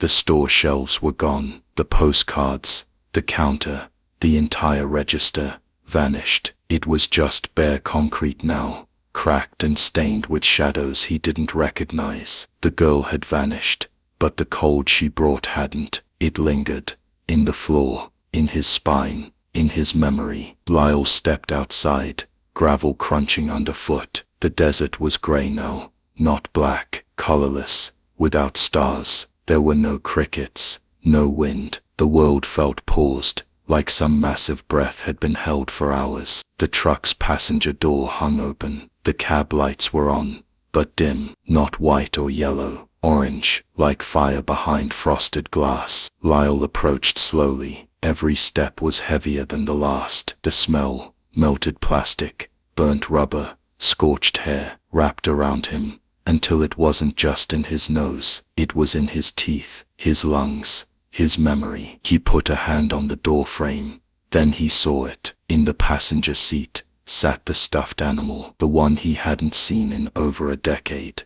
Black and brown, one ear torn, one eye missing, charred down one side, just like in the accident report. He reached for it, fingers trembling, and as soon as he touched it, the door slammed shut on its own.